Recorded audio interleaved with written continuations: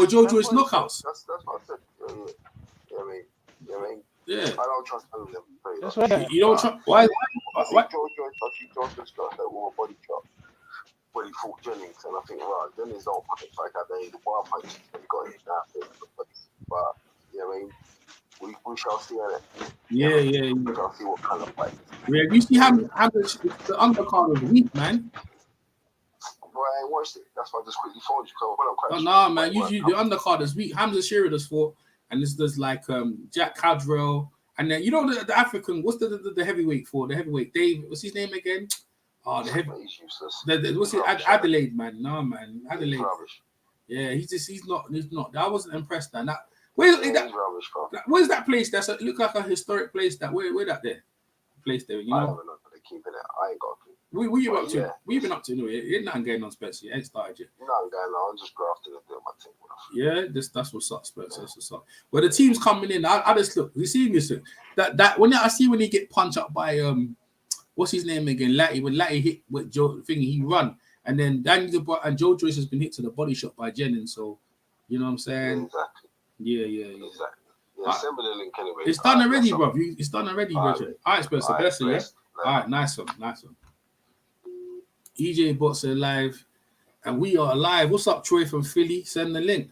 What link you talk about, Troy? Oh, you want to jump in? All right, I'll give you the link, Troy.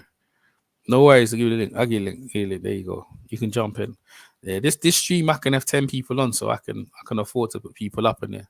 All right, we're gonna do my intro. We're gonna play my intro. PMC's on mute for a minute, PMC, so I put you on mute because there's background. And we've got my man, Robil, EJ. What's up, bro? What's up? Good. I'm good. Like, let's check in my intro. This is my intro. All right, here we go. EJ's intros.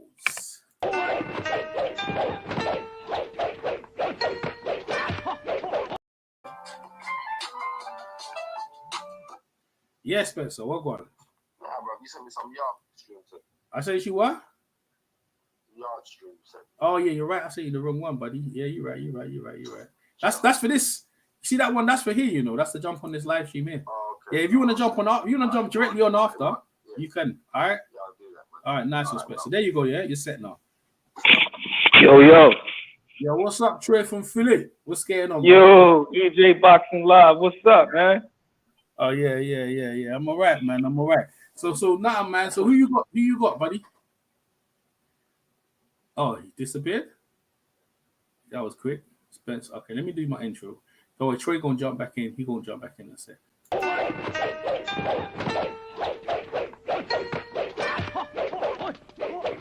Don't waste your breath on a traitor. Let's finish him off. Just you have a try. You aren't any match for me, you dog. Son of a bitch!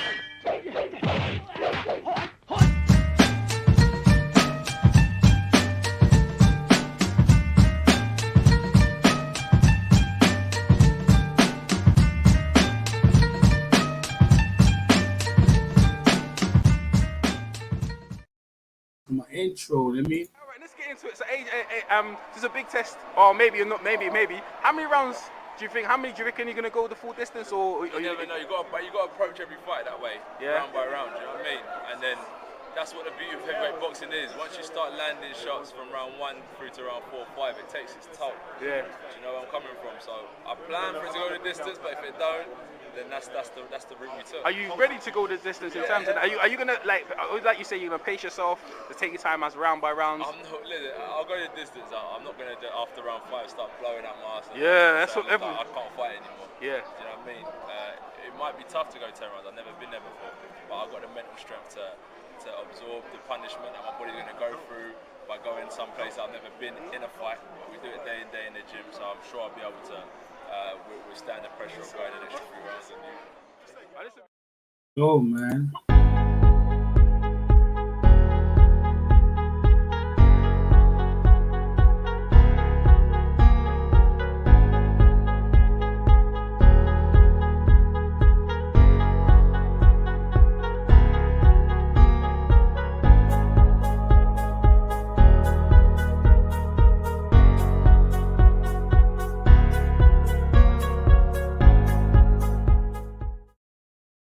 We are Live. What's up, Troy? What's up? What's going on?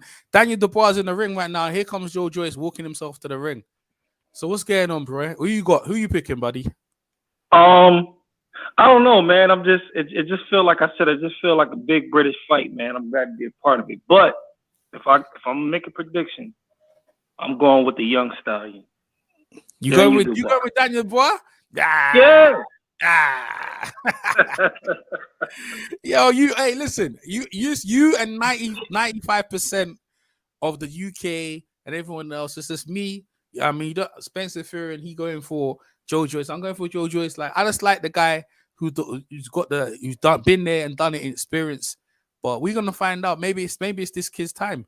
He looks like a savage though. This Triple D, he looks like a savage. You got your stream up? Where you got? You watching it on the zone? Where you watching it on, buddy? No, man. I don't have no stream. I'm just listening. I'll give you a stream. I'll give you a stream. No, man, I'll give you a stream. No, you have to sit there in the blind. You have to sit in the blind. I'll give you a stream right now. Like, go into see the comment section of this here live stream. The comment. Yeah. Is it comment? Backstreet. Private chat. Press private chat, and then you should see that. There you go. There it is.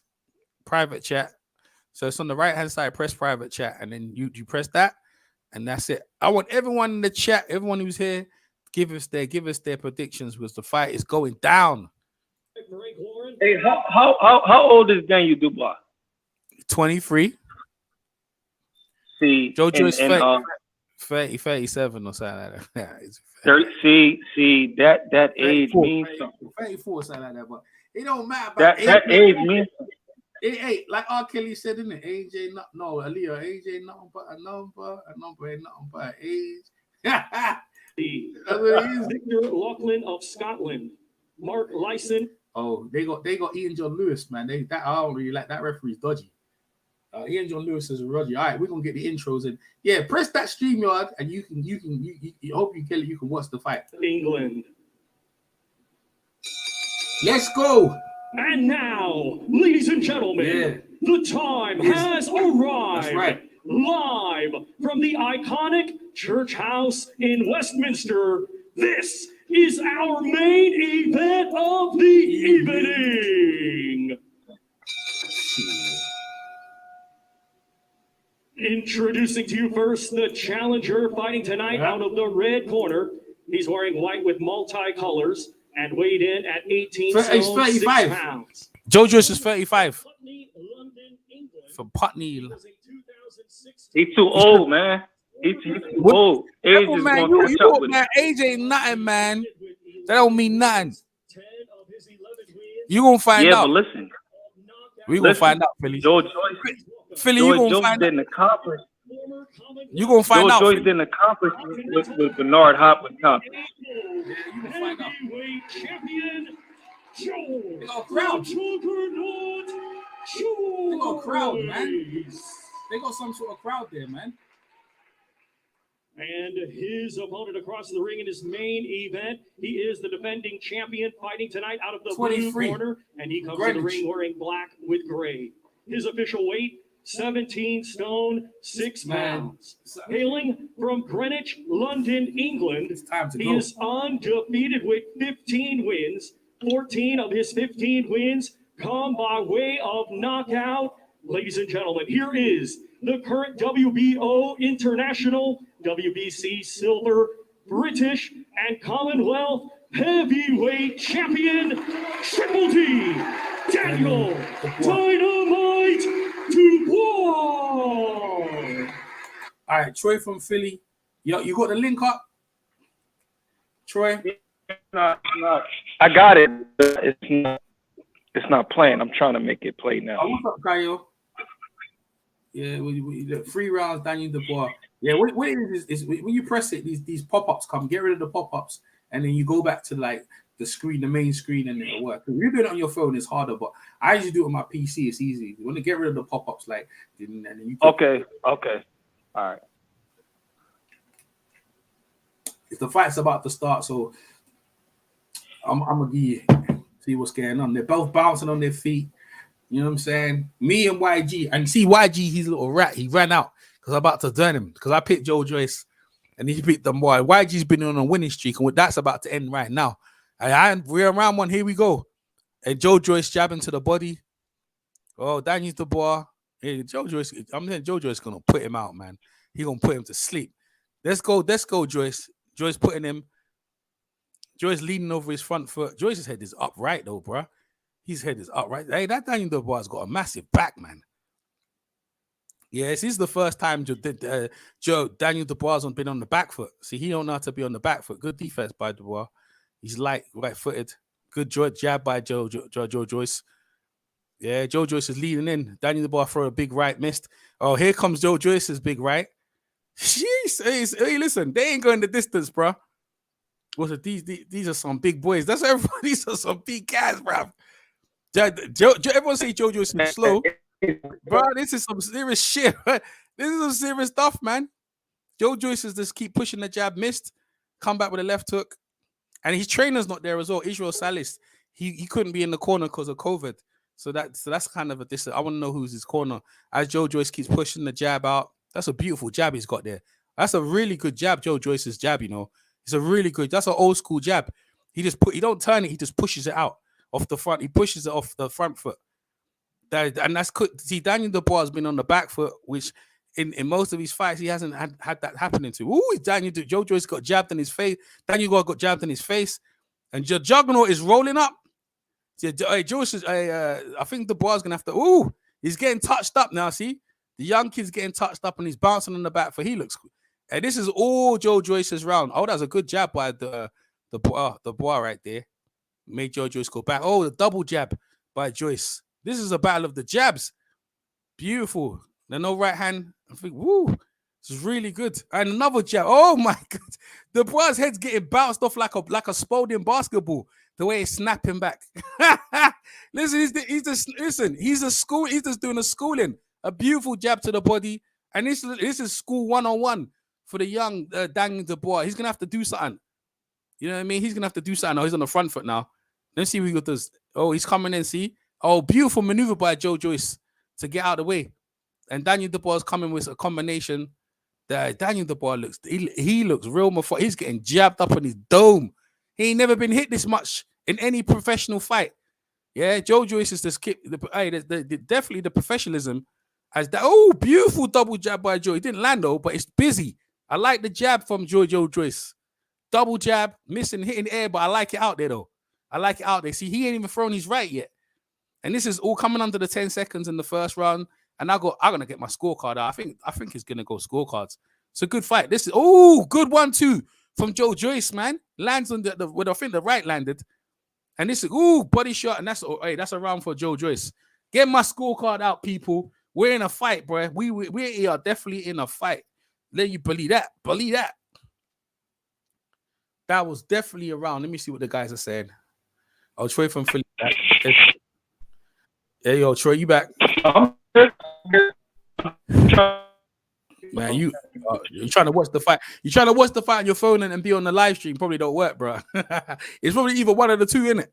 It's probably either one of the two, right? Yeah. If you want to watch the fight and then bounce back in, I ain't going nowhere. Because if you're doing it on your phone and trying to be on the stream, maybe that ain't working too much. So it's either one of the two, buddy. I got Joyce in that first round. Handily won that round. It was Joe-Joyce. Daniel Dubois ain't never been seen stuff like that, man. That was beautiful. Who's the trainer though? Who the trainer? Like, it doesn't matter. Israel Salis is, and they got Jimmy Tibbs in the corner as well. I think that's Jimmy Tibbs. Jimmy Tibbs in the corner as well. That's good experience. Bouncing, there you go. Back in round 2. Keep putting that jab at. Oh, Daniel Dubois is going for it now. Oh, he's going for it. Throwing the right hand. Joe-Joyce has just rolled it off. Has gone back to his double jab. Oh, they're starting to go for it. He's starting to go for it. Yeah, see, Daniel Dubois has never been a distance, so he's never seen stuff like. He's really slow. They say Joe-Joyce is slow. Daniel Dubois is slow, man.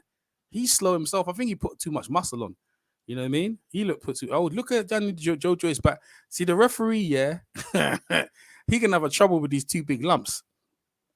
Let me see it. Let me see what's going on here. He's trying to land that. Oh, he landed the right hand right there. Woo, Daniel Dubois landed a good right hand. Oh, he's trying to do it again. That was a good right hand there.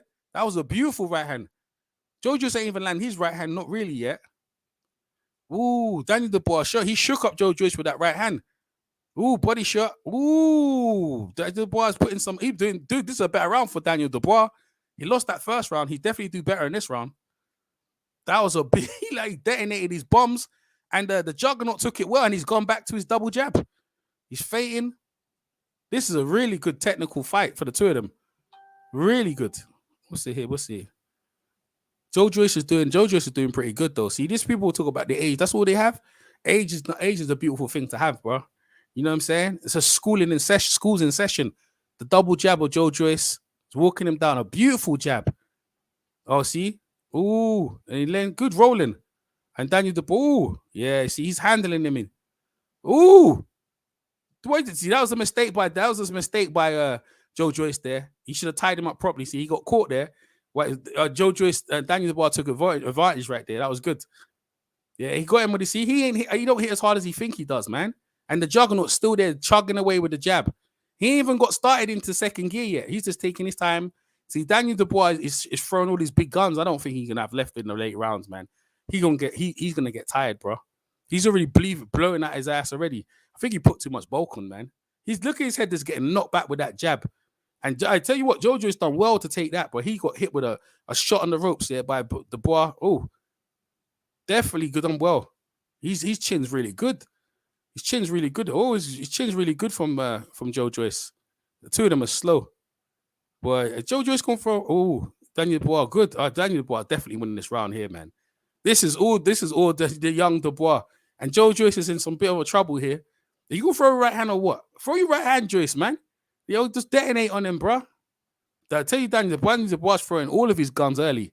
He came out that second round ready for it, bro. That was a good round for Daniel Dubois, young Daniel Dubois. He definitely took back that round. Oh, you see, yeah, he bossing the round, 100%. Missing. Joe-Joyce missing with his punches there. The double jab there, that's the easier Daniel Dubois round. So I got evened up, man. Evened up. Troy from Philly's back. What's up, Troy? You back? I'm back, man. Oh shit! That was Joyce took some of Dubois' bombs. You got some feedback, my man. Yeah, you got some real feedback right there. So we have to keep you on mute for a bit, bro. I think you got some. This is a really good fight. Yeah, you got some real feedback right there. Yeah. So we have to keep you on mute for a bit, bro. PMC back. PMC. There we go. That was a good round. This is a really good fight. Why is it getting echoing for? What? PMC back. Where's the PMC? There you go. That was a good round. Yeah, so I'm saying, man. Damn. The stream masters. Damn. There you go. PMC's back. All right. We're back in round 3. Yeah, man. He's moving good, man, Dubois.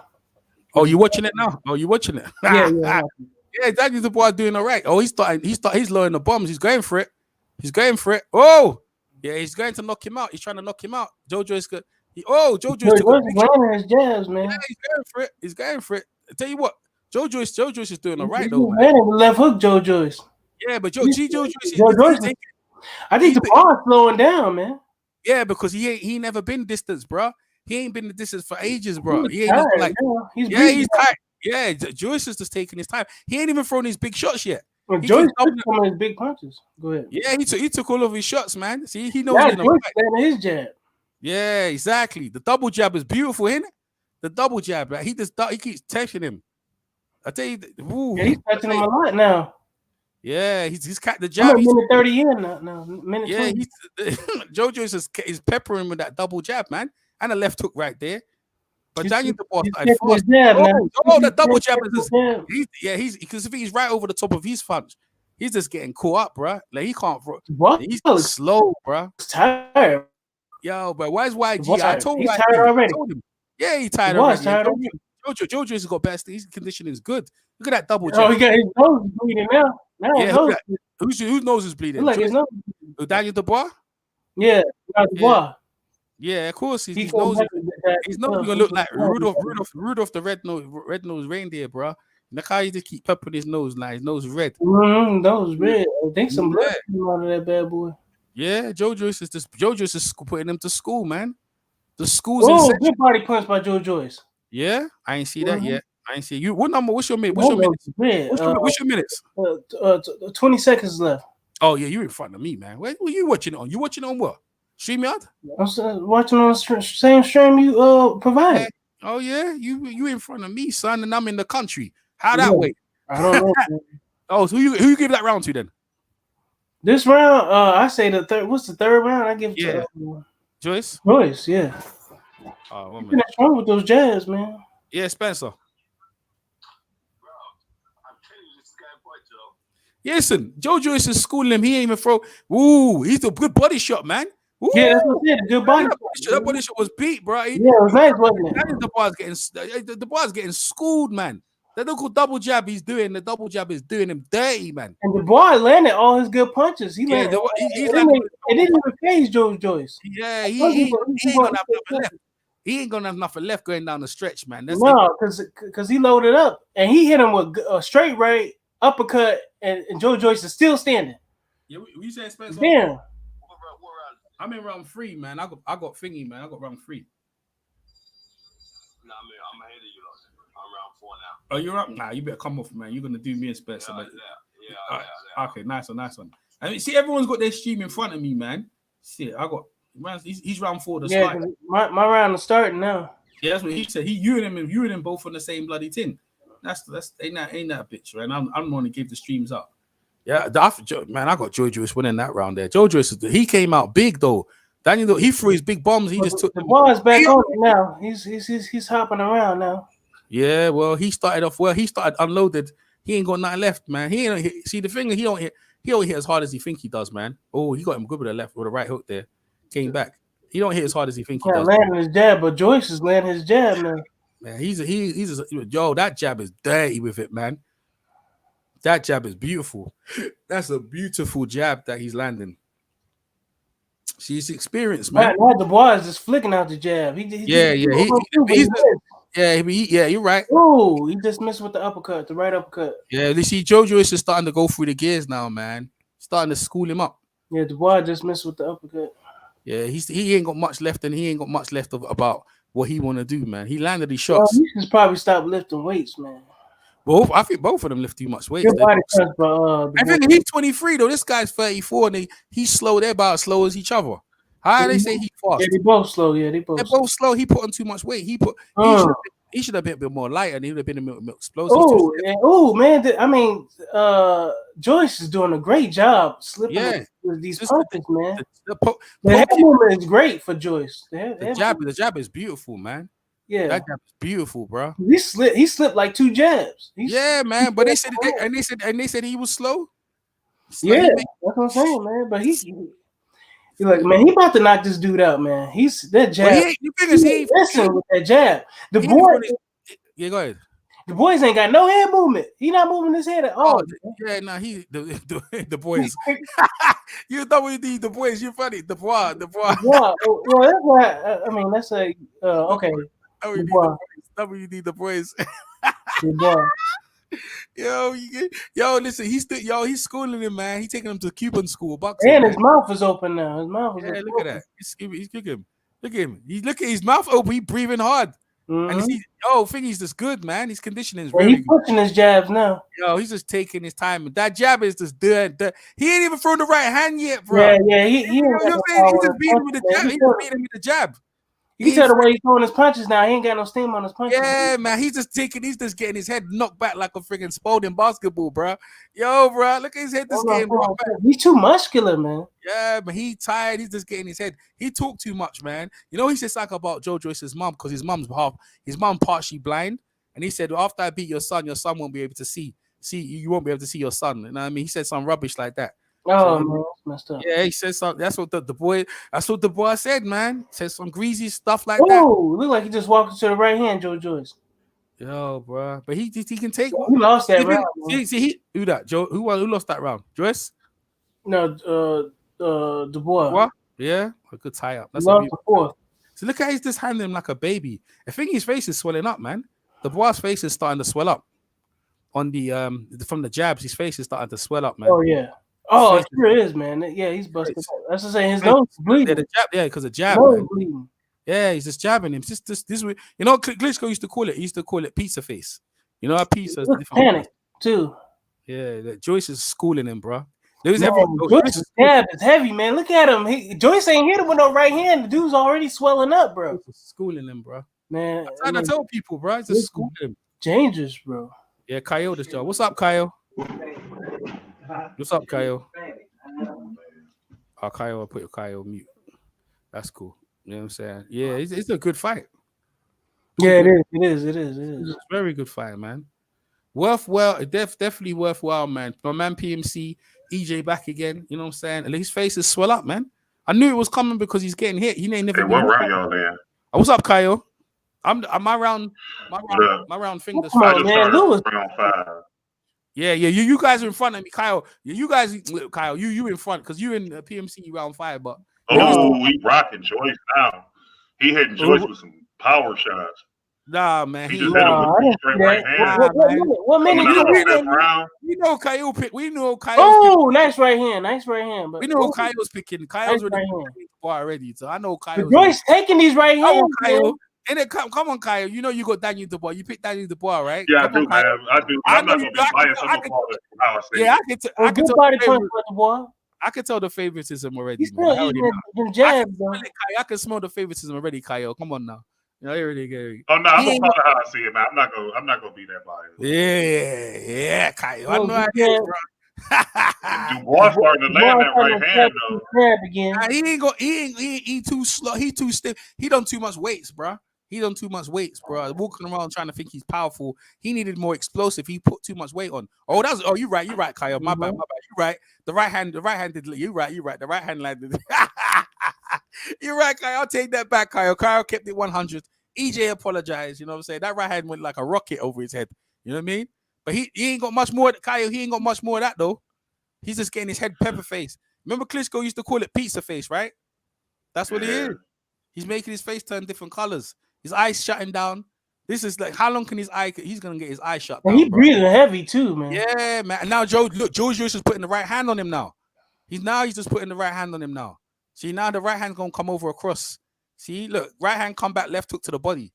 That's how that works. Man, Joyce is not even phased by these punches either, man. That's a problem. Man. He said, yeah, because he's a baby, bro. Like this guy, look, he's a big. Look, he's a big, puffed up, overhyped kid, bro. Get out of here, dog. Just look at him. How this kid gonna be Anthony Joshua? You crazy, bro? Hell no, ain't been Anthony Joshua. No way. We just caught him with a nice one too. You got to say, yeah, Joyce did. Thank you. See, that's what Joyce is doing. He's doing the right hand now. He's doing the right hand.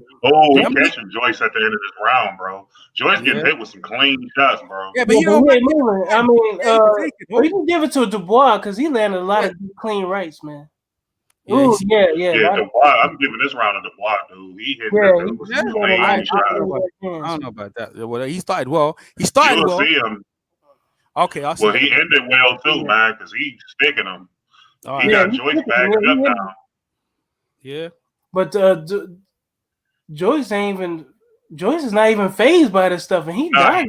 He's walking right through the shots. Yeah, man. So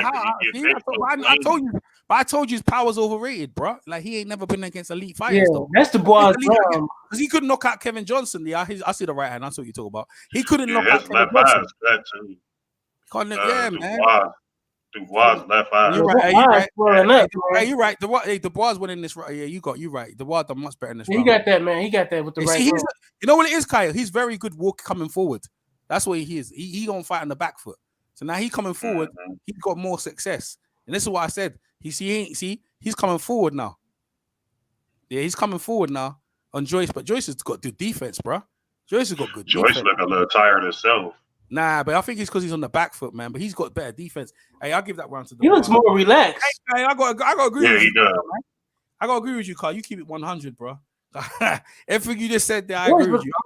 I go Joe Joyce. It looks like Joyce is doing the game plan. You know, I think when they're doing that cut, yeah. See, the thing is, what they did with that cut, right? When you get the end swell, you're not supposed to drag it across. What you're supposed to do with the end swell, this is what Stitch Duran told me. You put the swelling like he's got it and you keep it on it. You don't drag it across. When you drag it across, then it makes the swelling like spread all over the face. And I think that's what they've look. He's moving across. That's why the spreading's going across the eye and it's shutting down the eye, bro. See, that's the madness, bro. See, this is people need to understand what they're doing. You know, Stitch Duran told me about that. Why would you look? You see, that's why the swelling is going across the eye now when it probably started in one area. And Joyce looks good. And he got Mark Tibbs. He's got Jimmy Tibbs over there. He's very experienced. He's got a very experienced corner. And we coming into round. You guys are in front of me. So yeah, his trainer couldn't make it though because he got tested for COVID. Yeah, that's right. This is a good fight, man. Oh, Joyce is landing. Yeah. Look like he hit him with an uppercut. Good fight, man. This is a fight. That eye is bad, man. Swelling. Hey, what do you think? You think any of these to be Usyk? I don't think so. If Usyk could take the punches from either one of them two, he'll be able to beat both of these dudes. Because I'm not really seeing them. Oh, he's swinging for the really. Yeah. You know why he's doing that, PMC? Because he ain't got long in the fight because his eyes shutting down. He's fighting with one eye. You know what I mean? Man's eyes. Round 6. They're in round 6. His eyes. Oh, good right hand by his eyes shutting down. So his eyes shutting down. See, he needs to keep it. See, Dubois don't have that kid ain't never know how to fight on the back foot. Yeah, they hold now. They wrestling now. Yeah, that kid ain't never fought on the back foot, bro. He ain't never learned to fight. Oh, Dubois really trying to hold now. He's gassed out. Yeah, he's gassed out. I'm ahead of y'all. I'm at 1 minute left to go in the 6th round. So yeah, I'm 120. Right. So. I'm giving this round to Joyce. Yeah, I'm looking. Joyce won this round. He put that patty cake jab on his ass. Patty cake jab, smash. He doing it up. Daniel Dubois holding on because he's tired. His eyes shutting down. He's tired now. Yeah, he's tired. Yeah, he inexperienced, man. He getting schooling. He getting a schooling. He's still bouncing around. He looked pretty good at the end of the 6th round. Like he don't look too gassed. He throwing lead left hands right now. I think he just caught him with a right. Joyce's nose is bleeding. I think his nose is bleeding. Yeah, it is. His nose is bleeding, man. You know what I mean? This is violent, bro. These heavyweights are in condition though. They moving, you know. Good right hand, but they're both taking damage, bro. But I think Daniel Dubois. See, Joe used to bring that right hand across. He ain't even throw that right hand with any mean intentions. You know what I mean? Roll up. He ain't even throwing it. He just keep putting that jab out on his dome, bro. That jab is dead. That double jab, he headlocking him. He's wrestling. Yo, Ian John Lewis is doing a good job of staying out of the way, letting the big lumps fight. This is a good fight, though. Now we're gonna see how long it's gonna last. Look at the face, man. Look at the schooling, bro. See, I thought Dubois closed the round pretty good though, but he did. That's a hard round to score. Yeah, how you scored it? He was getting them. I give it to Joyce. I give it to Joyce. He got the majority. He won the majority of the round, didn't it? Dubois came on late at the end, but the round was already established by Joyce at that point. He just tried to stay on the round at the end. YG's winning streak has come to an end. I told YG already. When that eye is closed. Yeah, it's closed now. Yeah, because you see that this is a trend. Yeah, his eyes is closed. His nose is bleeding. His face is getting patter caked. See, he didn't expect. Yeah, you see, these are the things when you learn. He looks tired, man. Now look at his sister worried like a motherfucker. Wait till you see his sister's face. I got Joyce winning that round. Look at YG. My guy's landing the jab. YG, look at YG lying out here. YG lying. Even look at it. You see what they're doing? You see what the trainer's doing? You see what the trainer's doing? He's bringing that swelling across. That's why it's messed up his eye. Dubois starting to land clean again, bro. That was good. Yeah, but he just landed like a 3-punch combination, all connected. Oh man. Oh, yeah. My man, that's why my man's the juggernaut. No, he just landed one punch. Yeah, but that's the juggernaut, man. That's why he's called the juggernaut. He's going for the gusto, man. He's going for the gusto because he's tired. Look at his eye, man. He looks a but look at his steak. Look at his face. It's not affecting Joyce at all. Like Joyce grabbed that jab right after that onslaught, man. He went right back to that jab, man. And it's landing, man. That jab is killing this dude. See, the longer this fight go on, the more it's gonna favor Joyce because now Joyce know he can take his punches, so he's gonna start taking risks. Yeah, he is. Yeah, he's gonna start letting his hands go. He's gonna start doing the combinations. Because he can't see out of that left eye. That left eye is completely shut. Oh, he's going to the body. That's a good Going right to the hand. body, Joe Joyce. Oh, that's a Good good to round. the body, man. That jab is killing me. Well, man, that was a good round. He started well, man. Oh, great right hand by Dubois, but Joyce was able to catch it though. He was able to catch it. See, the thing is, he can't sustain it because of his bulk, man. The Brer can't sustain it because he bulky. See, he do a good combination at burst, and he ain't got nothing. And then you gotta think about look at his traps, man. Look at his shoulders, man. I mean, man. Yeah, but he got, man. That guy should have bulk. He should have slammed down. He should have slimmed down some and work on more explosiveness, man. That would have helped him. He should. He's too stiff up. He's stiff, man. He's very stiff, man. He looked bigger than he did a year ago. Oh, right hand by Joyce. Joyce is he landed a good right hand. He busting him up, man. He beating him up now. This ain't gonna be long. It won't be long now. It won't be. Listen, see if the kid gonna quit. I think he'll gonna quit, man. His eyes look terrible, man. What a terrible state. Oh, he just got hit with a knife. That's one of the worst eyes I've seen in a heavyweight boxing. It remind me of Gary Mason and Lennox Lewis, man. That kind of thing. Remember horrible. Good right. Oh, good one too. Joyce is schooling him, man. Good one too. Joyce is putting a boxing schooling him, man. Anyway, I told anyone who listen, bro, like just schooling him. He's got too much experience, man. You don't hand out silver medals, and you don't go to the world championships and been in the Olympics all this time. He's just showing his school. Ooh, that was a good right hand by Joyce. Yeah, he didn't put no steam on that. You know what I mean? He just arm shots. If you put some steam on that, you know what I mean? I do. You know what? I give it credit. You know, I gotta take it back. That Daniel Dubois can take a shot though, because he's taking a lot, but his face don't look good. He looks real inexperienced in there, bro. He looks so his shots are too telegraphed. Like Joyce could see those coming a mile away. Like he not putting no kind of strategy behind the shot. That's another Joyce round. He's missing the shot. Bouncing, missing all his punches, man. Yo, bro, and you see he's blocking his jab with his right hand as well. Yo, man, that's Joyce's round, man. Yeah, it's Joyce's round. Yeah, he's like he had a couple of good moments in that round, but I just think his shot. Man, is it tied? Man, that was round 6, wasn't it? Round 7. Yeah, that was round 7. Yeah, round 7. It's getting the distance right here. I got round. This is Joe Joyce round 7. I don't know how you see it. I got round 7, Joe Joyce. Man. This is a good ass fight. He's just getting his face peppered up. Joe Joyce peppering it. Yep.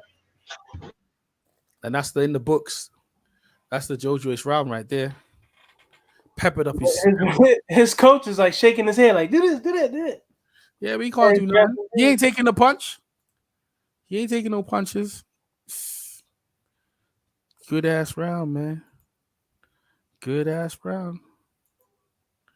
Let me see what the people said. The people are saying. Ain't no one saying nothing. Look at that. Defense is good. And the thing is, the funny thing, they ain't showing no replays on. Okay, Joyce stepping it up. Yeah. The replays, they keep showing Daniel Dubois. Like, look at his Joyce face. Stepping it up, man. Oh, his face looks horrible. Oh, they going for it now. Joyce is going for it. He getting schooled, man. Yeah, you see, he's experienced. Yeah, Joyce putting up the high guard. He's stepping in now. Yeah, well, see, Dubois is landing these short left hooks, like when they in close, but he don't have no steam behind him. It's just like he's trying to just stand. Even marked up, man. Look at his face. He ain't even marked up or anything, bro. Yo, you gotta watch some headbutts, man.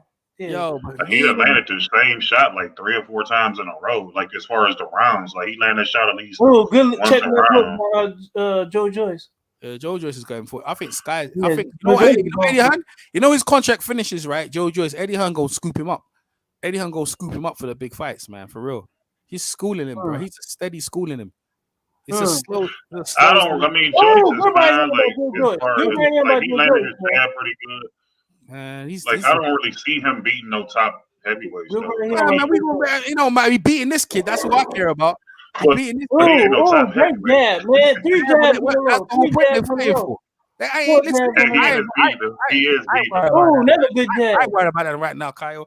Because right now I don't really because I already jab to the body by right Joe now, Joyce. This is a good old fashioned punch you in your face schooling. And my guys, I give you that. And you know the thing is, you picked Daniel Dubois, so you go eat the crow with the rest of the guys out here. You know well, no, I'm eating the crow now because I had it by 3rd round. TK 3rd round knockout. That's bomb. Yeah, you did. Yeah, I thought the only way that Dubois could win this fight is if he was to knock him out early. That's cool. Good right hand by Joyce. Man, I seen guys hit. Yo, the school's in a session, man. I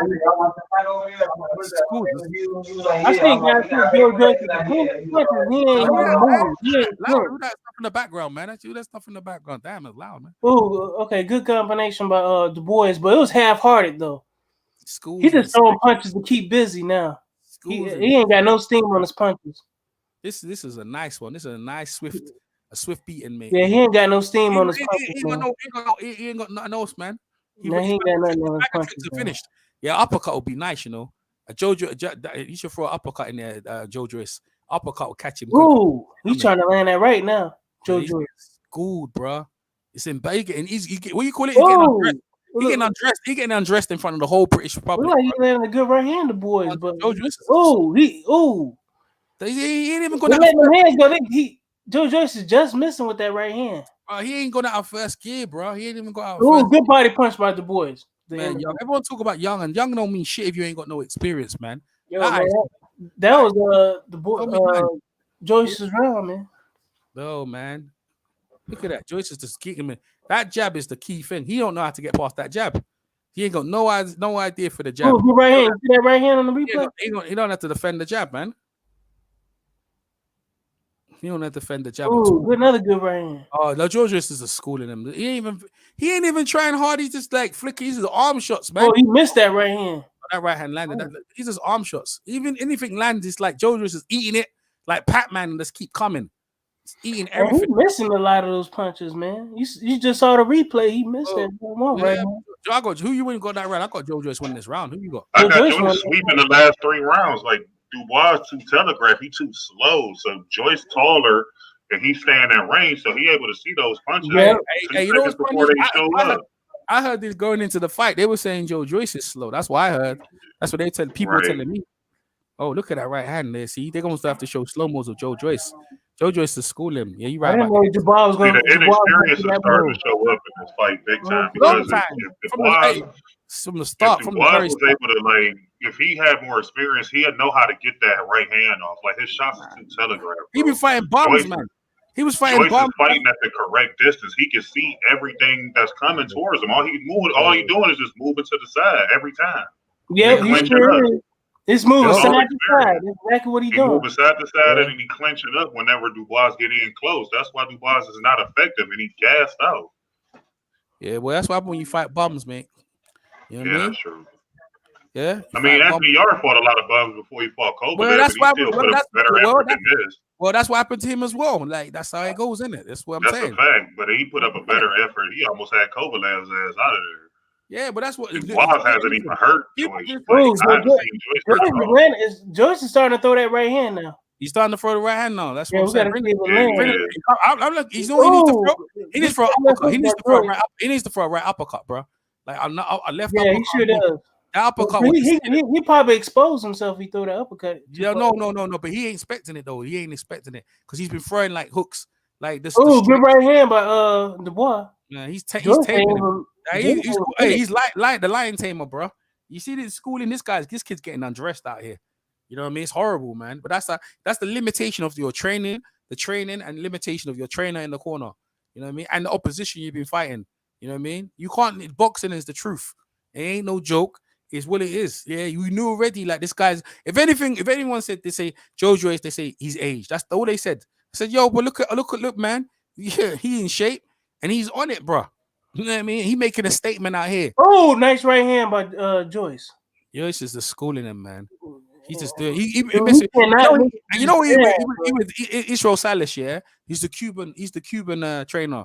He changed him about rhythm. If you see Joe Joyce, how he's fighting with rhythm. He sure is, man. He just step inside. You can hear the music. He can hear the Cuban music in his ears. You see how he's fighting? That's how Cuban fighters fight.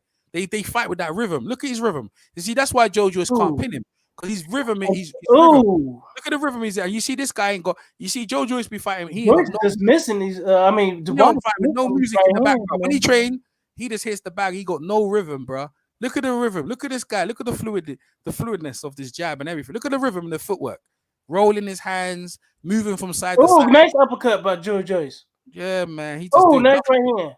Yeah, he gonna stop. Nice right hand again. He can stop him. He can stop him. Oh, nice right hand again. Yeah, well, he needs to stop. He He can stop winning it. now. He needs to stop it because they're gonna rob him. They're gonna rob him on the scorecards if he don't. Man. Yo, he won that round, man. Nah, they ain't gonna rob him. He won the last 4 rounds. Yeah, they're gonna say it's a draw, man. I'm telling you, don't trust that. Nah. They're gonna say it's a draw, man. I'm telling you. Nah. You ain't seen all the slow-mo. They got Daniel Dubois, bro. Stop messing around, man. They're gonna rob him. He needs to stop him. Look, Joe Joyce even taunted him at the end of the round. That's a good ass fight. That's another Joe Joyce round, man. It might go to Yeah, it is. Well, Spencer said it's gonna go distance. Oh, it's going to distance. He done won the last 4 or 5 rounds in a row, I man. said knockout or distance. Why? Where's YG at? YG. Where's YG at? That's what I want to know. Still getting beat up. Oh, the uppercut. That's what I'm saying. Throw the uppercut in, bro. Yeah, even for uppercut, you again. Yeah, he ain't got nothing left, bro. This kid ain't got nothing left, man. He's getting caught with everything now, bro. He getting caught with everything. Yeah, he is. He is. He getting caught, and this ain't looking good. Dude, man, and that third round, I thought that. Yeah, look, he even pointed him off, man. Look, he ain't gonna go the distance, bro. My man's gonna stretch him out, bro. Bro, I think so too. He gonna stretch him out. Look at that. Look at that. See, look what he's doing. He's backing up already. Yeah, look at the swelling. Oh, look at that. The train, look at the cut, man. This kid ain't got all that grease on his eye, man. Look at all that grease on. Yeah, but you see the trainer keeps spreading that swelling across. Look, he keep rubbing the swelling across the eye. That's why. Nice right hand, by that guy don't know how to do the. That guy don't know anything. Do the swellings. He's made the swelling worse, man. He made that swelling. I think the worse. knockout gonna come this round. He's down. Who's down? He's down. Who's down? Dubois is down. He didn't. Oh, he got hit with a jab with his eye. He went down. Yeah, you go. Quit. He quit. He quit like you said. Yeah, he quit, didn't he? He quit, right? He quit. Yeah, I know he quit. Yeah, he quit. I told you gonna quit. He quit, like you said. Yeah, he quit. That's why he quit. Yeah, he made him quit. He made him bow down, take the knee. Told you, bro. He ain't about that life, bro. Till people talk, they said it. I told you he quit. He quit, bro. Yeah, he quit. I ain't even quit yet. I'm coming up, bro. He quit, bro. Yeah, of course he quit, man. He ain't about that life. Yo, he quit. Yeah, I know about him, bro. Like he just he ain't right That's about what I'm saying. it. Bro. People talk shit about Wilder. Wilder's eye was swelled up like that when he went. Maybe he was fighting Duke Hopkins. His eye was swollen. I told you. He ain't cool. I told you. What did I tell you? He quit, right? What yeah, he quit. You said that, man. You said he's gonna quit. Yeah, I told you. This guy gonna quit. I know he quit. Look at him. Bro, he quit. He got hit in the eye with a jab. Boom. He ran right into that bitch. I tell you what. I told you he went about my life. Them trainers mashed him up. Them trainers. Yo, he all he did was walk into the jab on his eye. He quit. I told you, them trainers give him the wrong training. He come in too bulky, and he wasn't about that life. He just took him in deep waters and drowned him, man. The double jab was beautiful. He didn't even break a sweat. Oh, you still there? Yeah. Go on, then. You quit, bro. No. Listen. My mind box. Perfect. Yeah. That's perfect. Look at that. He saw the power shot, and he ride them very, very well. But what when I saw round five and six, I knew Dubois the same one would be. I said to myself, you know what? As you said, the training that they're giving him is the wrong training because he became very mechanical. Yeah, stiff. Yeah, he didn't have no left hook. No. And everything he did was basic. Well, you know the thing. For me, to get stopped on a jab, that means you got no heart. That's what I said. The thing is, Team GB, when he was training for Team GB, they said he quit on the trials. And Joe Joyce went through that twice. And that's why he turned pro. He said him and his dad said the training was too hard. So that's why they turned pro. You see what I'm saying? And then the whole thing about he knocked Andy Joshua. The kid. See, the boxing's about hurdles, and then when it came down to it, that kid never went through the hurdle. That's why you amateurs, and this is why people like the amateurs, because the amateurs are proven. These guys are proven world games. Yeah, listen, that's what won it for me because Joe Joyce reverted back to the amateur style. Yeah. And what he did was relax, very relaxed. Throwing that guy, which was good with the jab, right? Yeah. And he saw the punch coming, and he ride it, and he take his time. Round 7, because I said to myself after the round 3, 4. Look at that eye. I said I didn't think the guy was going to ever finish. I didn't think he was going to finish. Because I said to myself, he's going to stop. I think he's going to stop on his chair because I said to myself, he ain't going to have nothing left. Yeah. But See, when your trainer has to start talking to you like that in that type of fight, I said to myself, this man is not going to make it through. But I didn't think he would ever stop like that. Yeah. Like I said, when you get to realize, when you haven't done that kind of training and you're knocking over everybody, okay, well, I put my hand up to Joyce very, very well. No,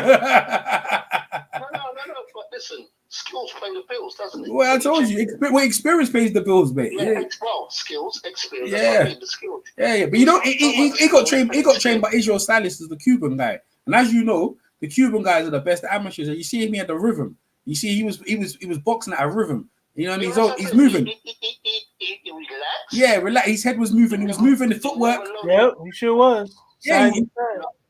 Yeah, but you see, they're trying to tell you. You see, when he's sparring Brian, I could see what he was on, and I was like, yo, you see, see, close time when you see the guy, you're like, yo, if Brian was with Lloyd, he would have, you know what I mean? Brian only done like 2 rounds with him, and like Brian only got him, but if it was over the long distance, he would have beat the ish out of Brian. And that's why I said, looked at him, I said, yeah. But you see, the thing is, no, we was talking because remember the whole thing about him is he's too slow. But I know that. But what I'm trying to say to as the fight goes in, it's the pro game, and that, you know, he could take a shot and give it. And that's what we were talking about. That's one thing, he could take a shot because he never even wobbled, right? Never even really wobbled. But what got me was that my man, what I never knew, what I knew now by watching him, I saw how his punches was. Yeah, he hasn't got the sort of power that everybody says he has. I told you that. Yeah, that's right. Because what it is, listen, yeah. When I look at the fight, I said to myself, wow, yeah. I picked on youth. You picked on youth. Listen, from the 3rd round onwards, when he tried and he never got it, I said to myself, he's going to lose. Yeah, well, there you go. He put everything into the 3rd round. Yeah, well. And then when he found out his power. Oh, one second. Oh, they're about to do the introduction. 1 second, though. Reaches the count of 10. Therefore, your winner by way of count out. And now the new British, Commonwealth, and European heavyweight champion, Joe the Juggernaut Joyce. Fair play. No, man, where's YG at? I know I'm on the live stream right now. Oh, so let me hit you. Let me hit you up again. Oh no, yeah, let me hit you up, yo. Oh, I'll talk you up later. Yeah, nice one. Oh, thanks for the call. Take care, man. Bye. Yeah, where YG at? Did we call it or what? Yeah, where's YG? Oh, everyone's in this shit. Everyone's in this shizzle. Yeah, we call that shit. Everyone's in it. Everyone's in this. Where everybody at? Why he quit like that, bro? Like this dude just quit, bro. Come on, man. Everyone talk. EJ, you got my receipts, man. I called in just to say yeah. So I want to hear everybody else. Yeah, where's YG at? Where's YG at? Let me say something. Let me say something real quickly about this. Real quick. First things first. You know, if you look at the knockdown, you can argue Dubois win that fight, but you know what happened was that the eye was too damaged. When he got popped there, and you hating already. And I'm not hating. Wait, let me finish. Let me finish. Credit to Dubois-Joyce. He had a perfect jab, very good jab. I have to add, but I didn't think he was winning the fight on that jab alone. I thought the quality was coming from Dubois until that happened with the eye situation. Now people are going to argue that he quit. Yeah, he did, but you can't argue against it because that eye was when he first popped. When you saw the shot, it didn't have no power in it at all. When Joyce kind of like tapped him, it didn't have no power. But as soon as, what I'm saying though, the eye is a very fragile area of one of the fragile areas of the human body. So the fact is, as soon as he felt the pop into it, the ball went down, and that was a quick knee that he took. So done. Let's get to the chase. Who did you pick? Who did you pick? I picked Dubois to win the fight. All right, so eat the crow, and that's take your crow. I will eat the crow. You let me finish. Let me finish. No. Credit to Joyce. I said credit to Joyce, but my thing. I felt that Dubois could have finished the fight, but that's just my take on it. If he felt the eye was too damaged for him to continue, that's on him. So that's all I got to say. All right. Next person, Phil. Go ahead, Phil.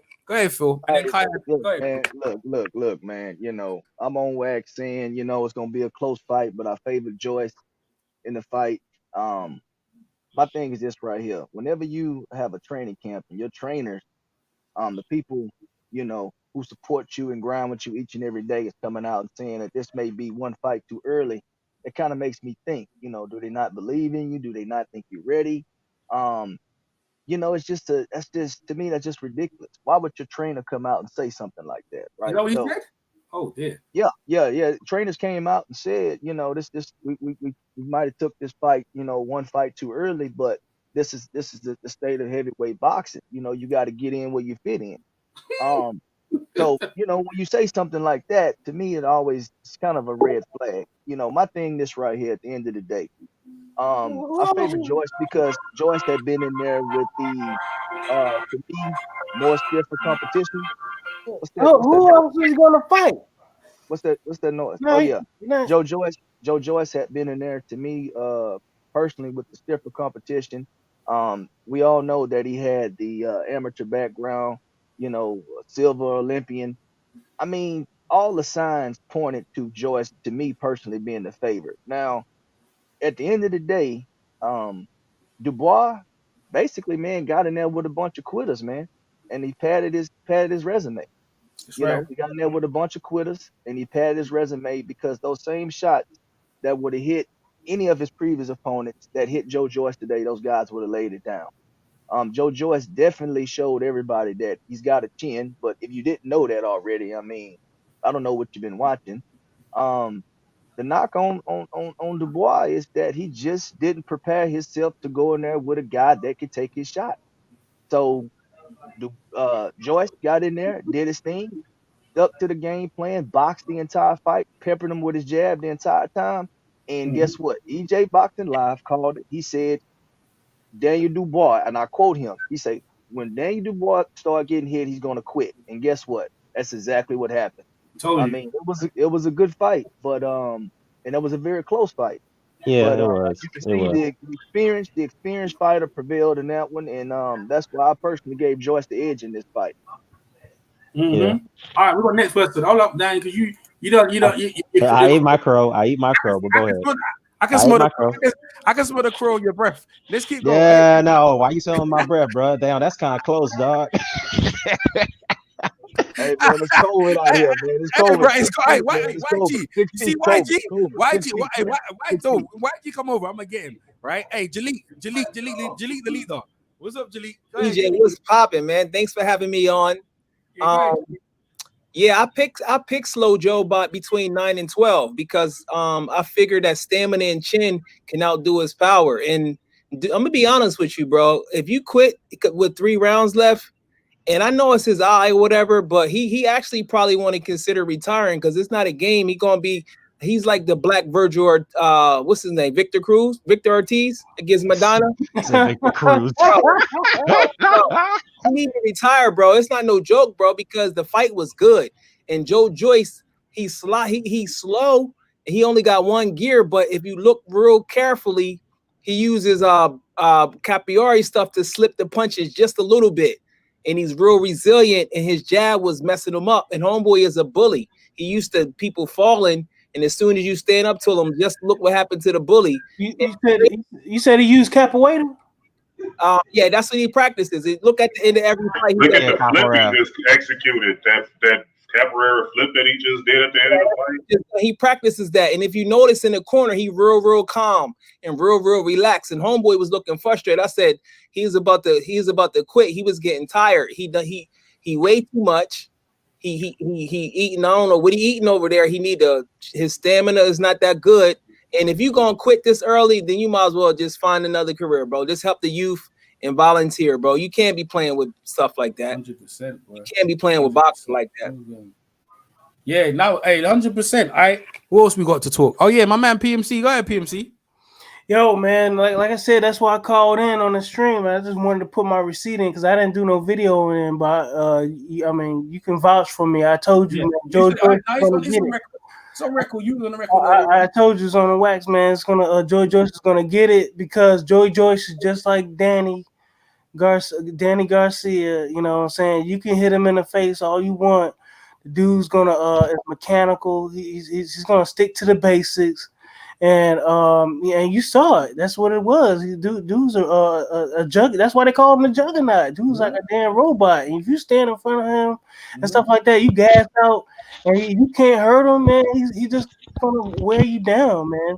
And I just knew that was gonna happen, man. And then like they were saying with Dubois, he immature. You know, he ain't ready, man. You know, he immature. You know, and then in that one fight where he got he almost got knocked down or got rocked.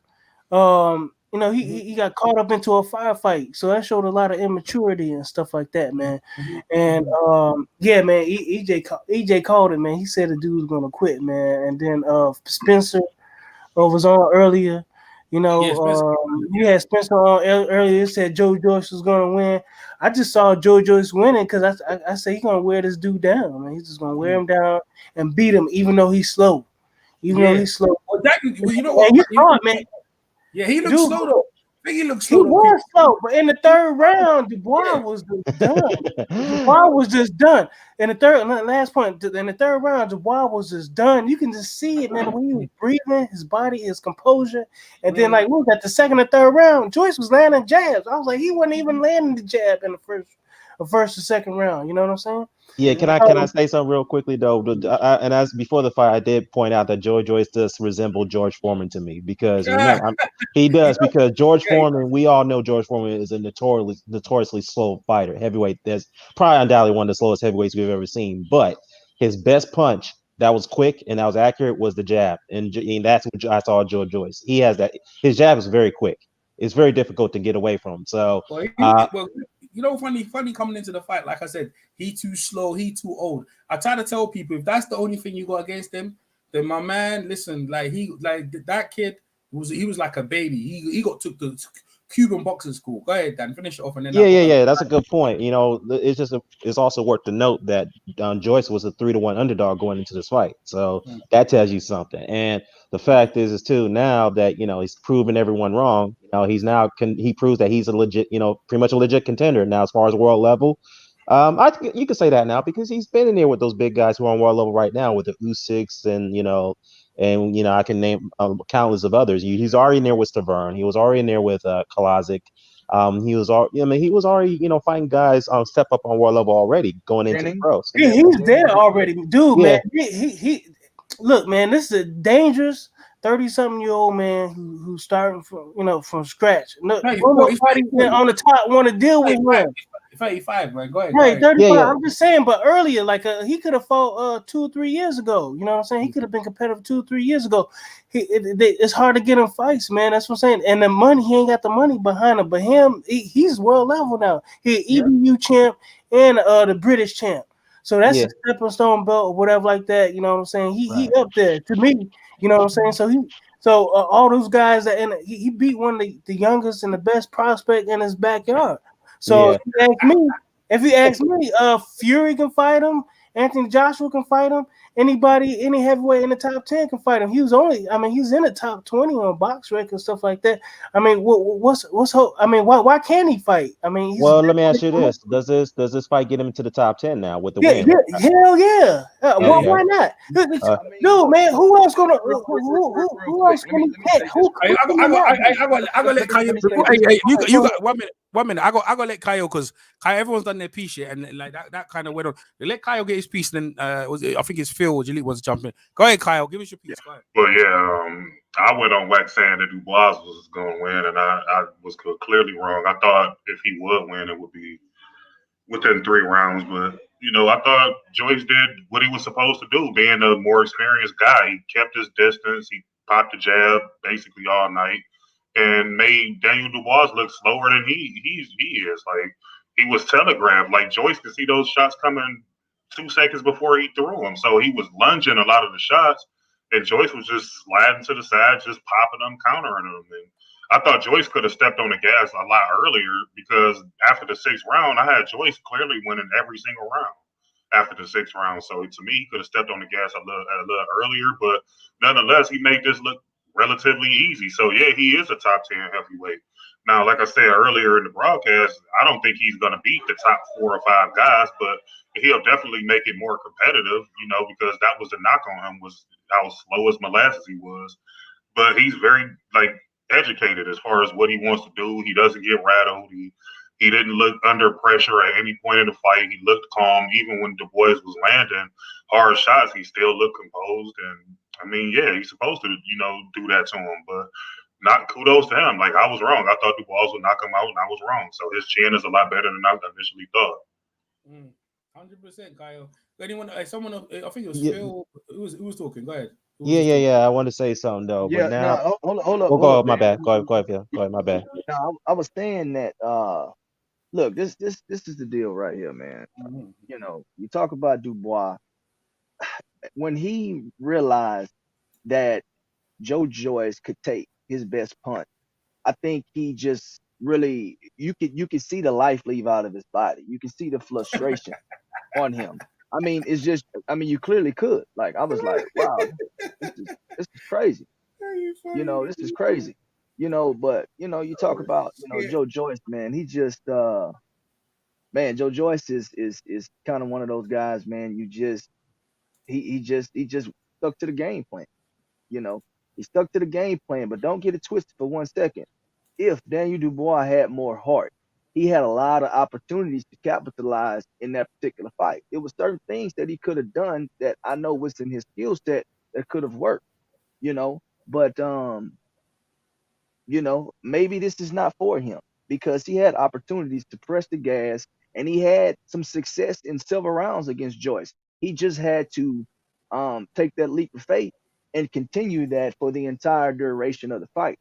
He didn't do that. Joe Joyce, it's just, to me, it's like Dubois' game plan was, let me try and get him out of here, okay? And that's how I'm going to win the fight. When that didn't work, okay, he didn't have any backup plan for that. He came out pretty solid at the beginning of each round, used up a lot of energy in the early rounds, okay? And when he was really, really active, he had success.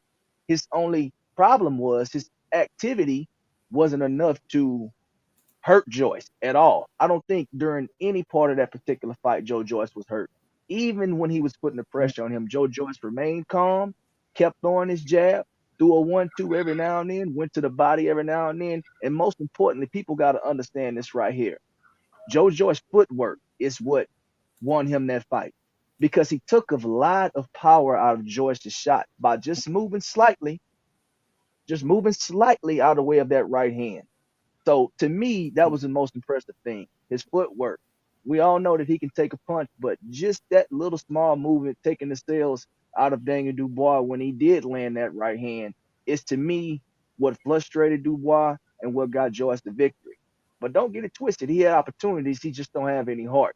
And that's just the way I feel about it. Go ahead, Dan. Yeah, you know what, man?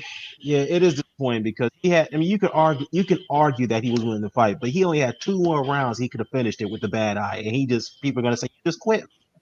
Why you had 2 more rounds left? You could have just finished the fight. He was gonna get. He knew he was gonna beat him. Look, let me say something. I've known this kid from when he was 16. Hear what I'm saying? I'm gonna put the picture on the screen in a sec, right? I've known this kid from when he was 16. Hear what I'm saying? Right now, when Derek Drew was getting ready for Fury 2, I was at the camp. He was 16. He was about 6'4" at that time, right? He came in and he was sparring Derek Zora. It was so bad. You see how he was moving? That stiffness. He was doing the same thing. Derek was just hitting him at will. And he was just taking it, right? And all through the amateurs, they never taught him no defense, right? Derek said, Derek said to Don, get him out of the ring. He said, get him out of the ring. I don't want to spar him. He ain't doing shit. Get him out of the ring. So then he had to come out of the ring, right? Now, years later, this is the knock at him. And this is the background information that made me choose. And the back information is always what you're going to do when you want to do a bet, right? So this is what I heard, right? They said that when he was training for Team GB, he quit. They said that's why he turned pro. And I was like, he turned pro because he couldn't do the trials? And they said, yeah. And Daniel, Joe Joyce and all them other dudes, yeah, they went through the trial. They went through the trials and tribulation, but he didn't take it. He didn't like it. That's why his dad's very controlling. His dad's the one who kind of dictates where he go. But what his dad didn't understand is that for you to overcome as a fight, like my Mike Tyson lost to Buster Douglas, hurdles are there for you to overcome. So you had to go back in, and he was young. He was like 19 at the time, right? And he said it was too hard. But that's what you need to go through, because they knew the trials are there to make sure that if you get through them trials, we knew we can do something for you in the World Games and in the Olympics and stuff. Joe Joyce breezed through that. He breezed through that. They tried to break him, bend him, mold him. He been through that. So Joe Joyce knew that, even though he was 30-something years of age, even if he was 40, he would have beat him. You know what? I'll give you the analogy of Mike Tyson and real deal Evander Holyfield. Evander Holyfield knew that if he got in the ring with Mike Tyson, he could beat him. You know why? Because he saw something coming back when he was young, that this kid wasn't about it.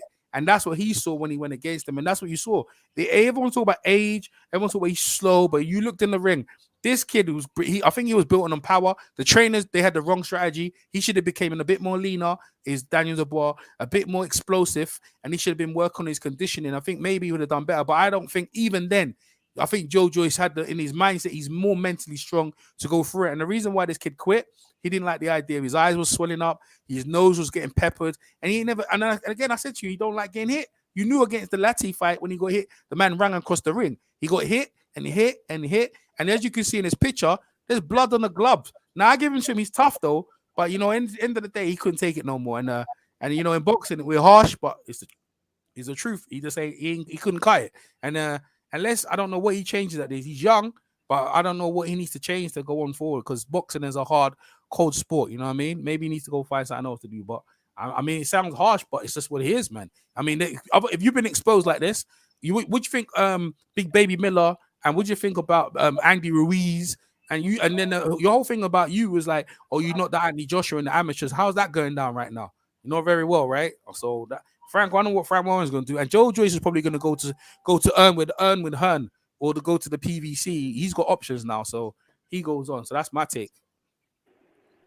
Which is quite yeah, that's a fact, man. I mean, it's a classic example of Dubois fighting regular dudes, like, you know, not so good guys, and then you step up in competition, and this is the epitome of what happens. So I mean, he got what he deserved in there, man. Like, the guy was just more experienced than him, more technical. You know, he didn't get like the guy was just measured the whole time. Like, he didn't panic. He took his time. Like, everything was on cue. Like, the game plan was right on cue. Like, he followed. Like, even before he got stopped, like, I still thought he was getting beat up. Like, he was getting swept. Like, from the 6th round all the way up until when he took that knee, he was losing every single round.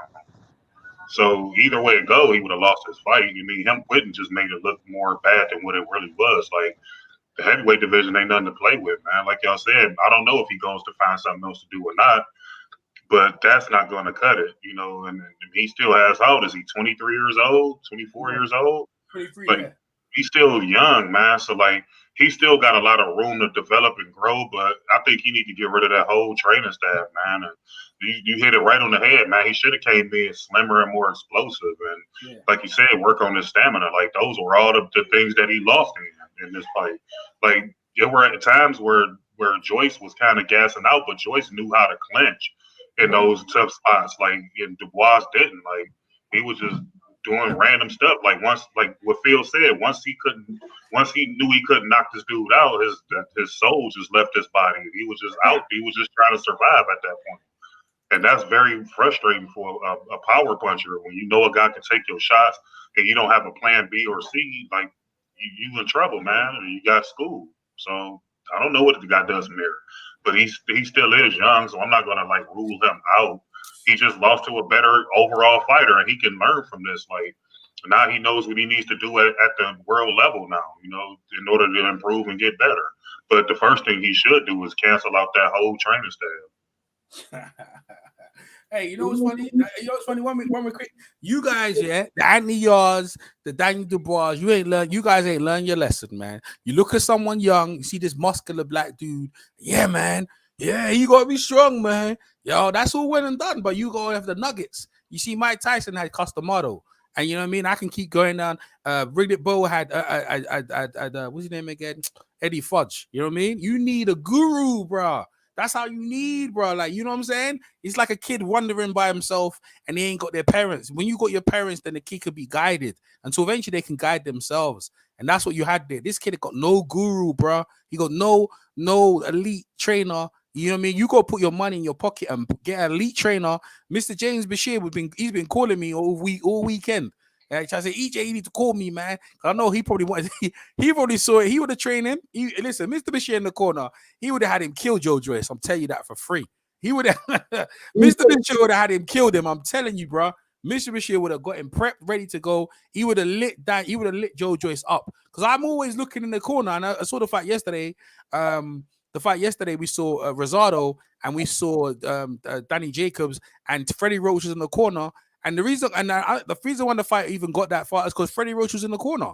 All it was Rosado to go in there and try and knock Jacobs out. So you got that factor in it in boxing as well. You look at the fighter, but you always have to look who's behind him and what team he has behind him. Rarely do a fighter does really well. And like Roy Jones is really good from time, but I ain't gonna lie. Roy Jones looked like he could beat anyone in the corner, but there's rarely like any guy like that in boxing that you haven't got a guru in the back of the corner. Anyone else want to say anything?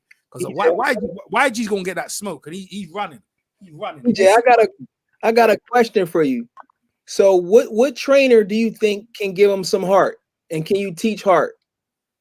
Oh, yeah. You can teach that. What can you do to teach him to not be a quitter? Because that's a character thing. What can you do?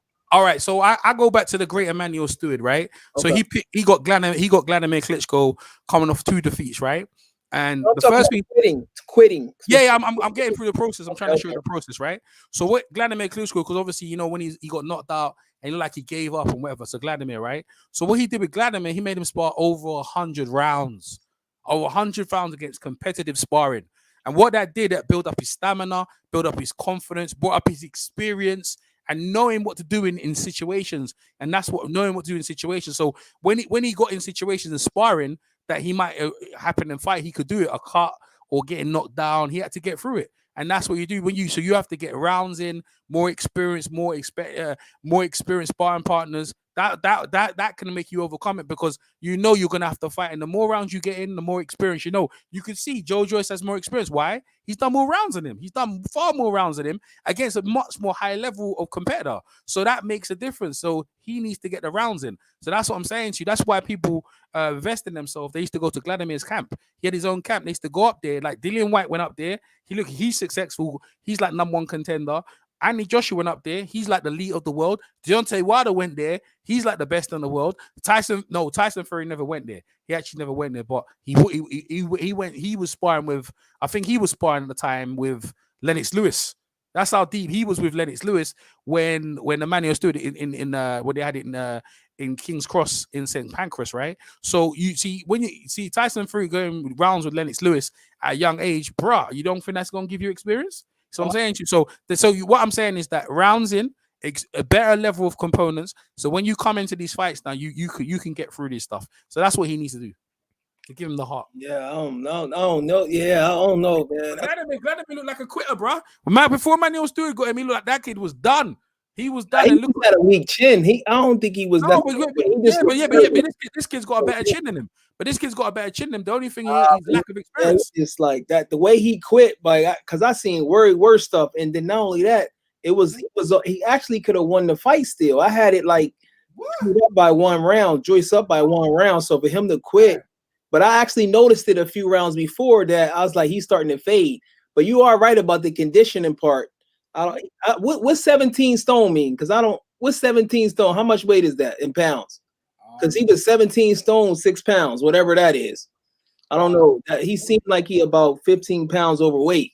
I got what is it? I had it on the thing. Whatever that is, bro. I converted it though. I feel I converted. But he's gonna have to consider it because you can't play around in boxing because now with this fight, everybody just gonna go at him now. Yeah, that's right. Everybody just gonna go at him now, bro. Yeah, that's it. That's how it is. 17 stone is 238 pounds. Plus 6 pounds, so he was almost 245. That's big, bro. That's too much, bro. Joe Joyce is one of them guys. He's slow. He don't look good. Yeah, but the boy looks slow. He don't look good either. That's what I saw. He makes it up. He's got resilience. That's why I saw him. And you brought up a good point. Joe Joyce manager brought that up yesterday in the thing and talk about he quit. I was like, oh well, I was more confident Joyce winning, and then the way he disrespected Joe Joyce's mom, I was like, bro, he's tripping. Well, bro. Joe Joyce paid it right back to him because Daniel Dubois' family was in the stands and they flashed it over, and his sister looked mad worried, like around the 7th, 8th round. Yeah, his sister's she's like a European champion in amateurs. I judged his brother's first fight. I was doing one of the judges there. I was judging him. And he looked terrible, bro. And I scored against him, but I scored against him, so he didn't win. But my other friend, he liked him because Daniel was there. He gave him the win, and everyone was looking at him side-eyed. But like his younger brother didn't look good. But the sister apparently is pretty decent. But yeah, the dad's very controlling. But you see, I said it's about hurdles though. Like if you quit in the trials, bro, you know what time, and everyone knows about that. That's not a good recipe to turn pro. It's like you ain't about it, bro. You know Well, let me ask you this though. Now I'm not sure if y'all touched up on this since I've stepped away a little bit, but now that Joe Joyce has won, he's in line to get the WBO title shot. You think you think he's going to take that fight if Joshua vacates the belt? That's the one he wants. Yeah, that's the one he wants. Him out just now. He beat. I reckon. You know what? In a 12-round fight with Usyk, I like Joe Joyce. I like Joe Joyce. I do.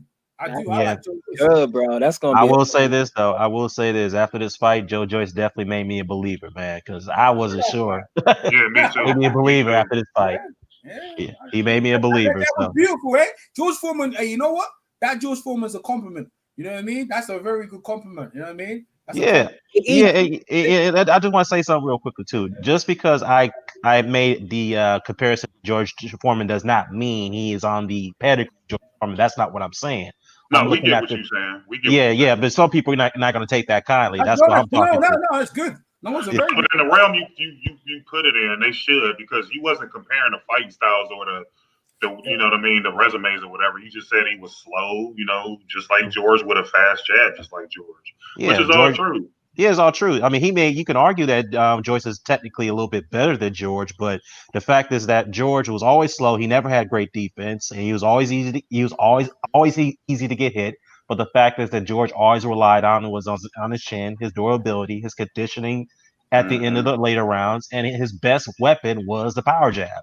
That was his best. It was very fast. Oh, that jab of Joe Joyce was beautiful, wasn't it? Yeah, very beautiful jab. That was like the best jab I've ever seen him throw in the world level so far. That's the best jab I've ever seen him. So, yeah, and it's funny. I saw one of the commenters' videos about this. I forgot who it was, but he's a uploader from the UK. He said that I just don't understand how Joe Joyce, a guy who's got a wealth of amateur pedigree, but is not technically good.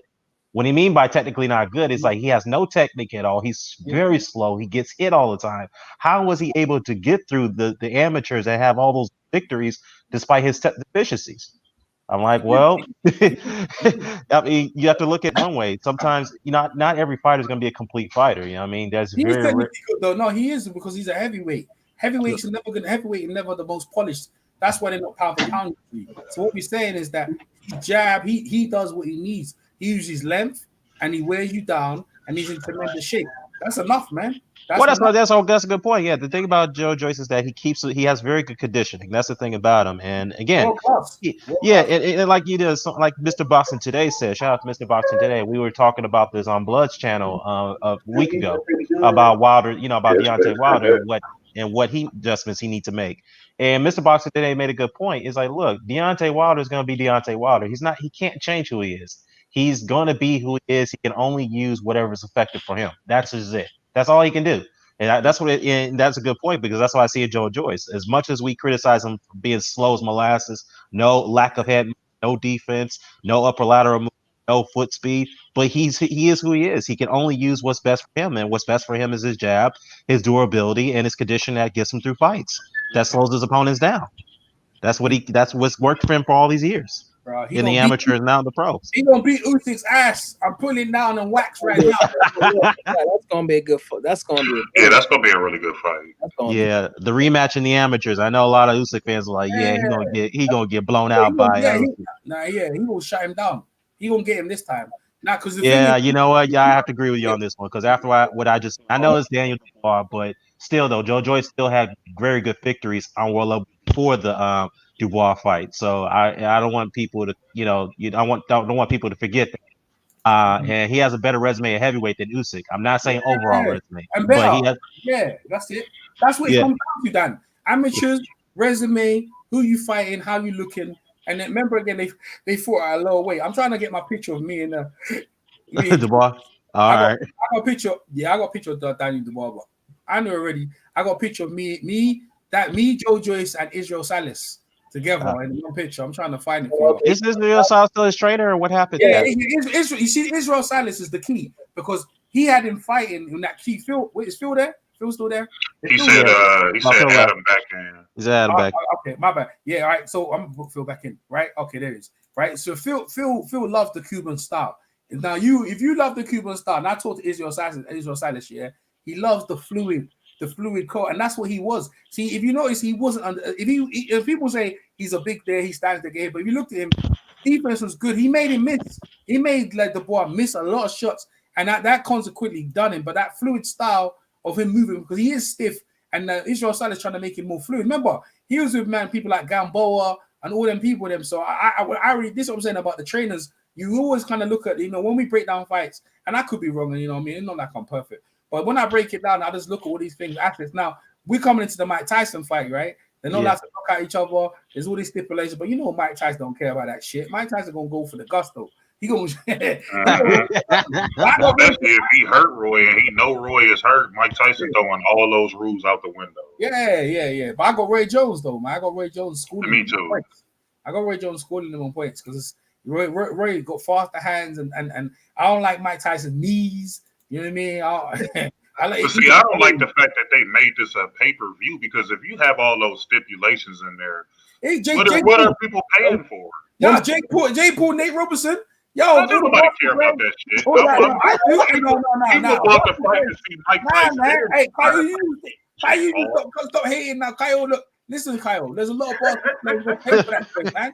That's what Kyle, that's the dream. I love that. Yeah, we're gonna see Nate Robinson with his wide ass took going all over the place. Real quick though. This the thing right here that intrigues me about the Nate Robinson thing.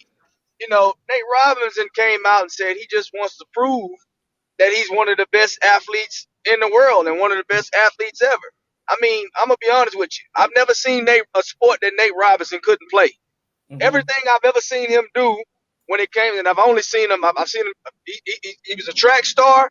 He's a football star, and of course he played. He's following the same path as Herschel Walker. Remember, Herschel Walker did all those things, and then he went into the UFC or mixed martial arts and actually did pretty decent.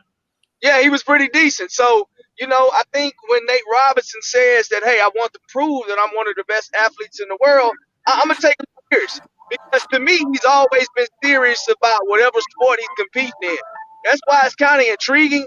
And, a lot of people acting like Jake Paul is a boxer or something. 1 minute, Ken, 1 second. Go ahead. Keep talking, Phil. Go ahead.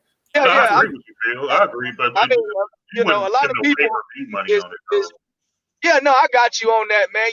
At the end of the day, this is a card for people that are casual fans. You understand what I'm saying?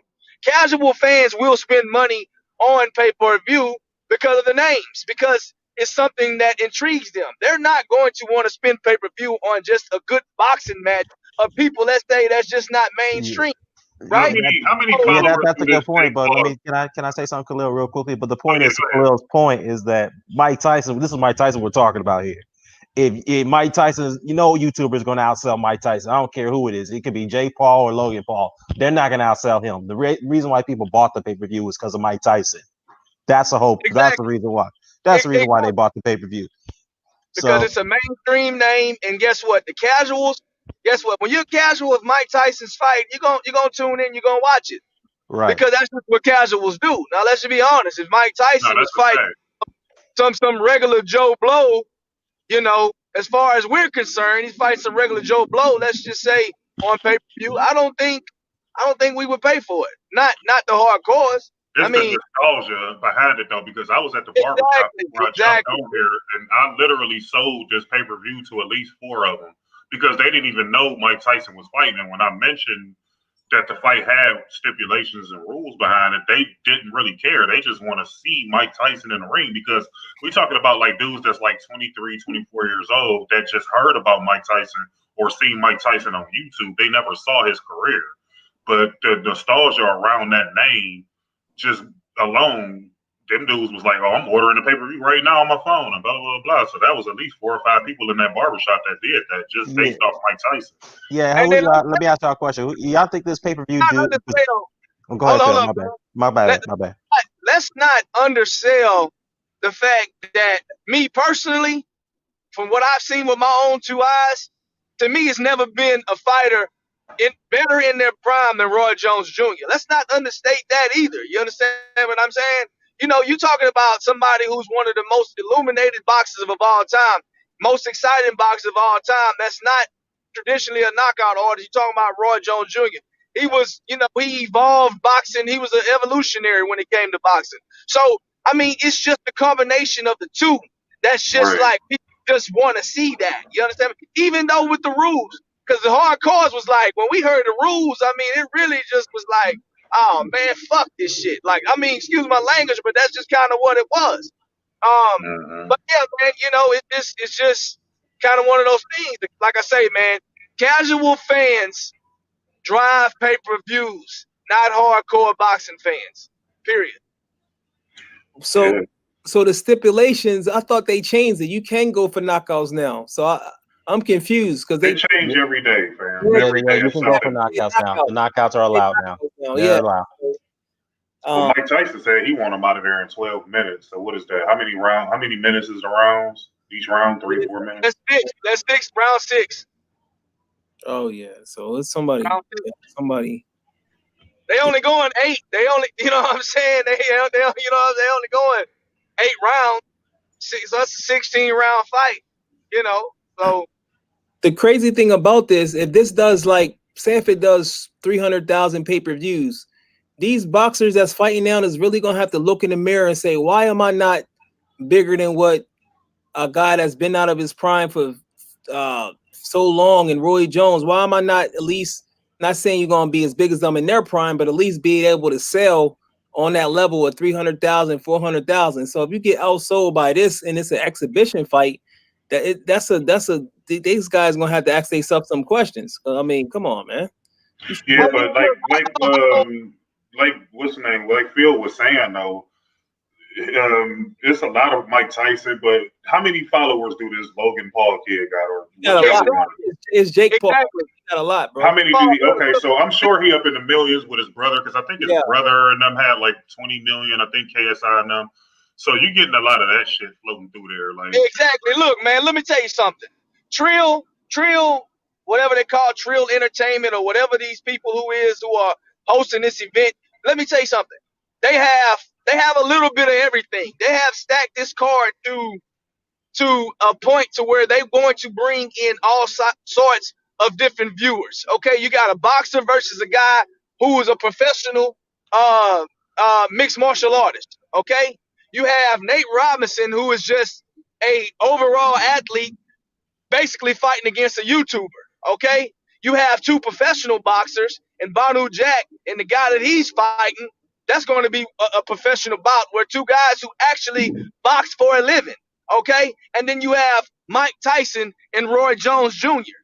Okay, I mean, at the end of the day, they're bringing in all sorts of different viewers into this to maximize the viewership. And in the pay-per-view, what is it, $50? Something like that. Like that, $50. I mean, it's not it's less than the $80 I'm always playing. The cheapest pay-per-view I done had within the last 3 years has been Kovalev, Andre Ward 2, and that shit was $65. So, I mean, at the end of the day, they're below the actual value of a extreme pay-per-view, which is $80.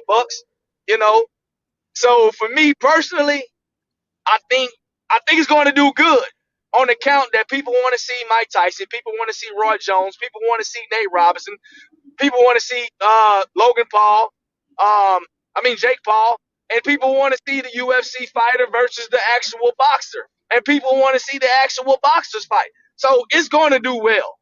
It's going to do well. Yeah, boxing. Do you think if it does do well though, like a lot of these promoters will start lining their cards up with like this type of, like you said, hitting all aspects? Because that would be one way to ensure that you do at least 300,000-400,000 at least, even if it's for a boxer that's really good but that's not really that popular. You know what I'm saying? Like maybe like a Burchell or somebody like that. Like if you put him on there with somebody and then line it up with like another big YouTuber and some other ex-athlete, whoever, you know what I'm saying? Like maybe this is like the beginning of a blueprint that a lot of these promoters can kind of like, even though a lot of the hardcores look at this as like a side show or whatever, but I mean, for the promoters during this pandemic, they losing a lot of money too. So maybe they start to do stuff, similar things like Bob Arum, you know what I'm saying, got ties with the UFC and whatever. Like, who knows? And let me tell you this right here. This is another key thing. Nobody, they're not going to have a live audience for this fight. It's not going to be. It's going to be all on TV. Yeah. Exactly. It's going to all be on TV. So again, it's like you just mentioned. This may be a blueprint for these guys. You understand what I'm saying? I'm not saying it's totally out of the spectrum. I just don't think the guys who would put on pay-per-view events like the Bob Arums and those guys. Now, we all know Erwin Hearn to do anything to earn at the end of the day, right? So we know he'll do something like this, right? I don't think the guys that stubborn, stuck in their ways like Bob Arum, I don't think somebody like Al Heyman would touch a platform like this. I don't think those guys would navigate into that. But somebody Al like Heyman would. Al Heyman would because he did it with Pacquiao. I mean, he did it with Floyd and McGregor. Oh. Yeah, but that was all boxing matches, though. That was all boxing matches. Yeah. Right here is just like, I'm not going to say it's a circus, but it resembles very closely to a circus, and people always want to go and see what the hell is going on at the circus. And that's just kind of what the platform is right now, as far as this event is concerned. And one thing that they doing too, they got rappers rapping and stuff. They really going after casual marketing, so you can't hate on their marketing plan. I get the rappers. I didn't know that. I didn't know that. It's like a concert, bro. It's like a concert. So they really trying. That's what I'm saying. These guys like Top Rank, they stuck in their 50s and 60s with their old style. They don't really know how to promote. They not up to date with it, and that's why boxing ain't is where it should be, including the fighters not fighting. They just don't know how to market. They're not connected to the culture like that. So, damn, I didn't know that, man. That's pretty tough. I hope it's good, man, because I'm gonna definitely watch it. I mean, I hope it's like you said.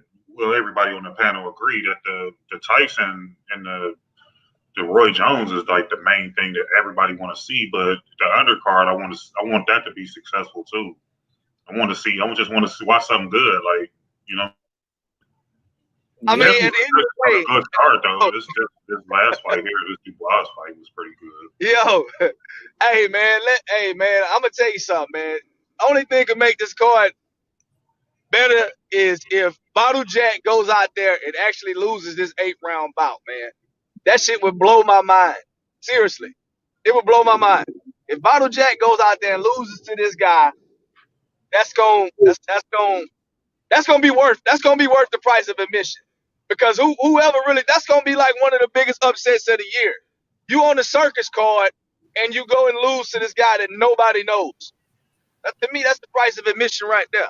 Even if the guy gives him a good fight, I mean, that'd be crazy. So here's the rappers. They got Lil Wayne, French Montana, Wiz Khalifa, YG, and Neo performing. Wow, that's good. Like, and they got Sugar Ray Leonard and that Hall of Fame. I mean that UFC guy, Adesanya, doing them play by play. Yeah, they not just being corporate. They thinking outside the box. So you gotta respect that. If let's just say hypothetically that this does, I don't know, 500,000-600,000 pay-per-view buys. Let's just say if it's around that range. Do you know how like important that'll be to like do this again with bigger names and see what you come up with? Because as long as this COVID is going on and you're not able to get live crowds and live gates, they're gonna have to do stuff like this in order to make up some of that money. You're not gonna recoup all of it. But just say, I hope, that's what I'm saying, I hope it do good, because then you'll get a bigger UFC name, you'll get 2 bigger boxer names, like, and then, like, let's just say Mike Tyson win. Okay, so now you get to fight, Vander Holyfield, which was the fight that everybody was talking about before, or even Shannon the Cannon Briggs, which was another fight that people was talking about before. So, like, why not put those 2 in there next, you know what I'm saying, along with, like, better boxers, better UFC. Yeah, yeah. Nah, yo, look, and look, this is the bright spot of this whole thing right here. You know, Mike Tyson is doing this for a charity. You know, nobody's really speaking on that. You understand what I'm saying? I don't know what charity it is, but he said it's a charity that his wife is very passionate about. And he say, man, you know, I'm giving my portion of this right here to the charity. I don't know if he's giving 100%, 50%, 20%, but to me personally, he's doing it for basically he said he's doing it for his wife, you know, to donate to her the charity of her choice. So I mean, at the end of the day, that's a good cause, no matter how you look at it. You understand what I'm saying? So you know, respect to Mike on that, man, for putting on an event like this because it was his idea. You understand what I'm saying? So you know, let's not lose thought of that right there. You know, that's important. For sure. That's what it is, man. Hey, we got a UK grandma, and she coming over in a minute. She covers boxing over here in the UK. She does it with Tunde. She should be jumping in a bit. So hopefully you guys can talk. She can spit some lyrics as well, man. You know what I'm saying? Lady Shan, her name is Lady Shan. You know what I mean? She got a YouTube channel. She should be coming. I gave her a link so she's jumping. But you know, like, listen, bro, I ain't gonna lie to you, bro. Like, people when Mike Tyson's fighting, everyone comes to see whether he win or lose. He's always exciting, and I like the undercard. Listen, I think they're gonna do. I think they call it a Legends League.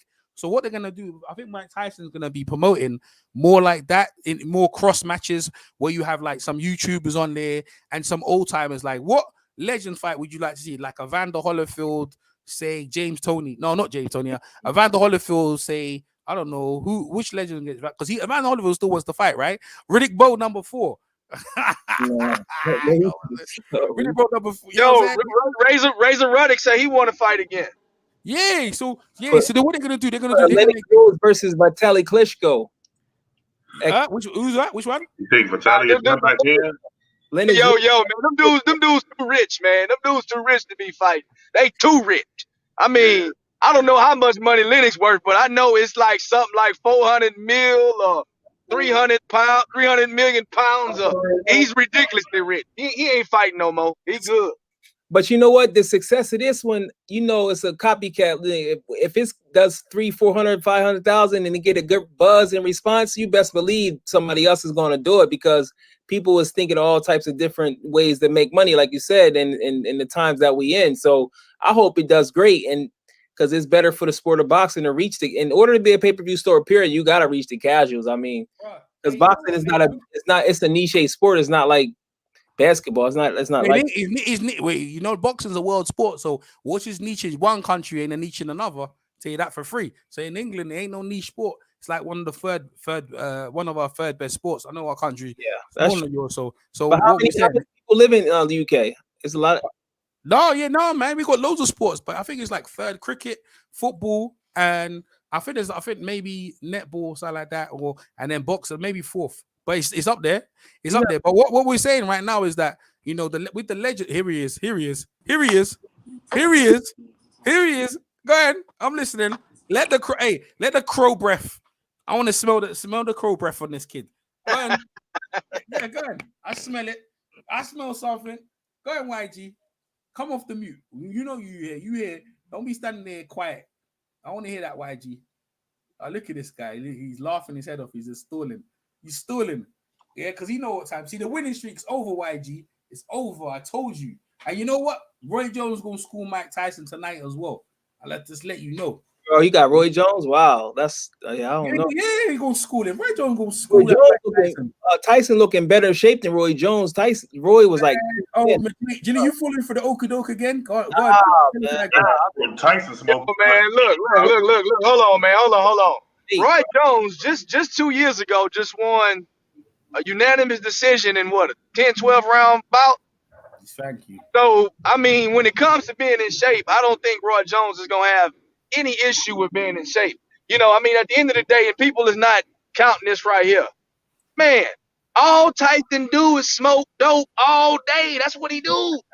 Like, he's a heavy smoker, man. I mean, at the end of the day, I mean, look, man, look.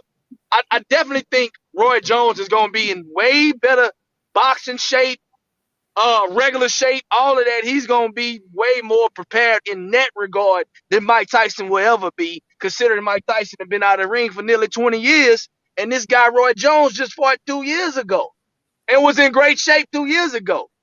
And I'm gonna be honest with you, Roy Jones don't look like he's lost a whole lot of speed. You know, I mean, Mike, you can tell Mike knees a little bad. I mean, look how he walking, man. You know what I'm saying? I see the dude walking to the scale, man. His knees ain't looking right. I mean, maybe it might be cold out there. I don't know what it was. Maybe he need to warm up, but his knees looking real sketchy. That's all I'm saying, man. I wouldn't be surprised if Roy Jones went out there, moved around, threw that jab out there, pumped the jab, kept pumping the jab, and just move around on Mike, man. I mean, I think it could be that easy, honestly. Yeah, Mike like to quit too, just like Daniel Dubois. So there you go. There you go. He got bad knees. Back. He like Daniel Dubois. Yeah, Roy, listen, Roy gets knocked out, but I'm not gonna lie, if Roy could get up, if Roy didn't get knocked out, Roy would get up and fight. But when he gets sick, he goes to sleep. That's the problem. Roy is a fighter at heart. You know quitters, yeah? Quitter is a person who gets knocked out and never fights again. Roy ain't never been that. Now, the problem with Mike, when Mike gets pieced up, Mike starts doing all kinds of shit. Bites your ear, Mike will do all kinds of madness to you. So I'm gonna pray. But Mike can hit him though. Mike can hurt him though. But it's the same thing.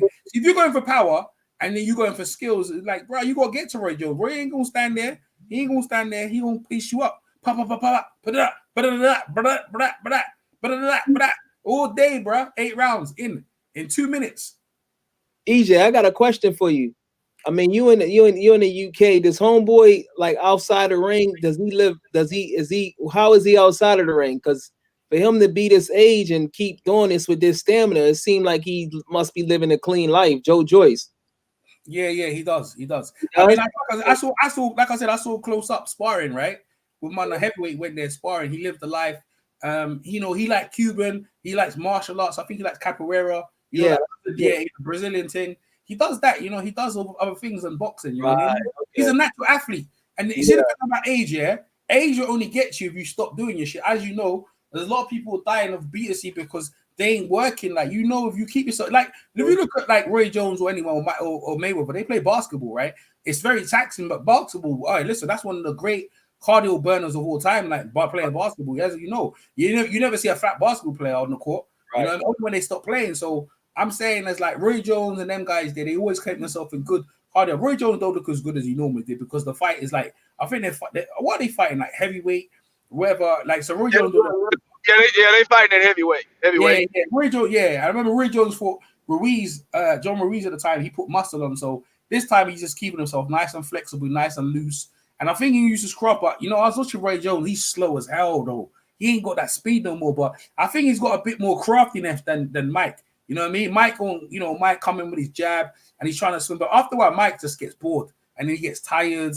And you know what I mean? Mike just, Mike's hard to deal with when he starts getting irritable. Where's YG? You gonna say something, YG? I'm waiting for your statement, YG.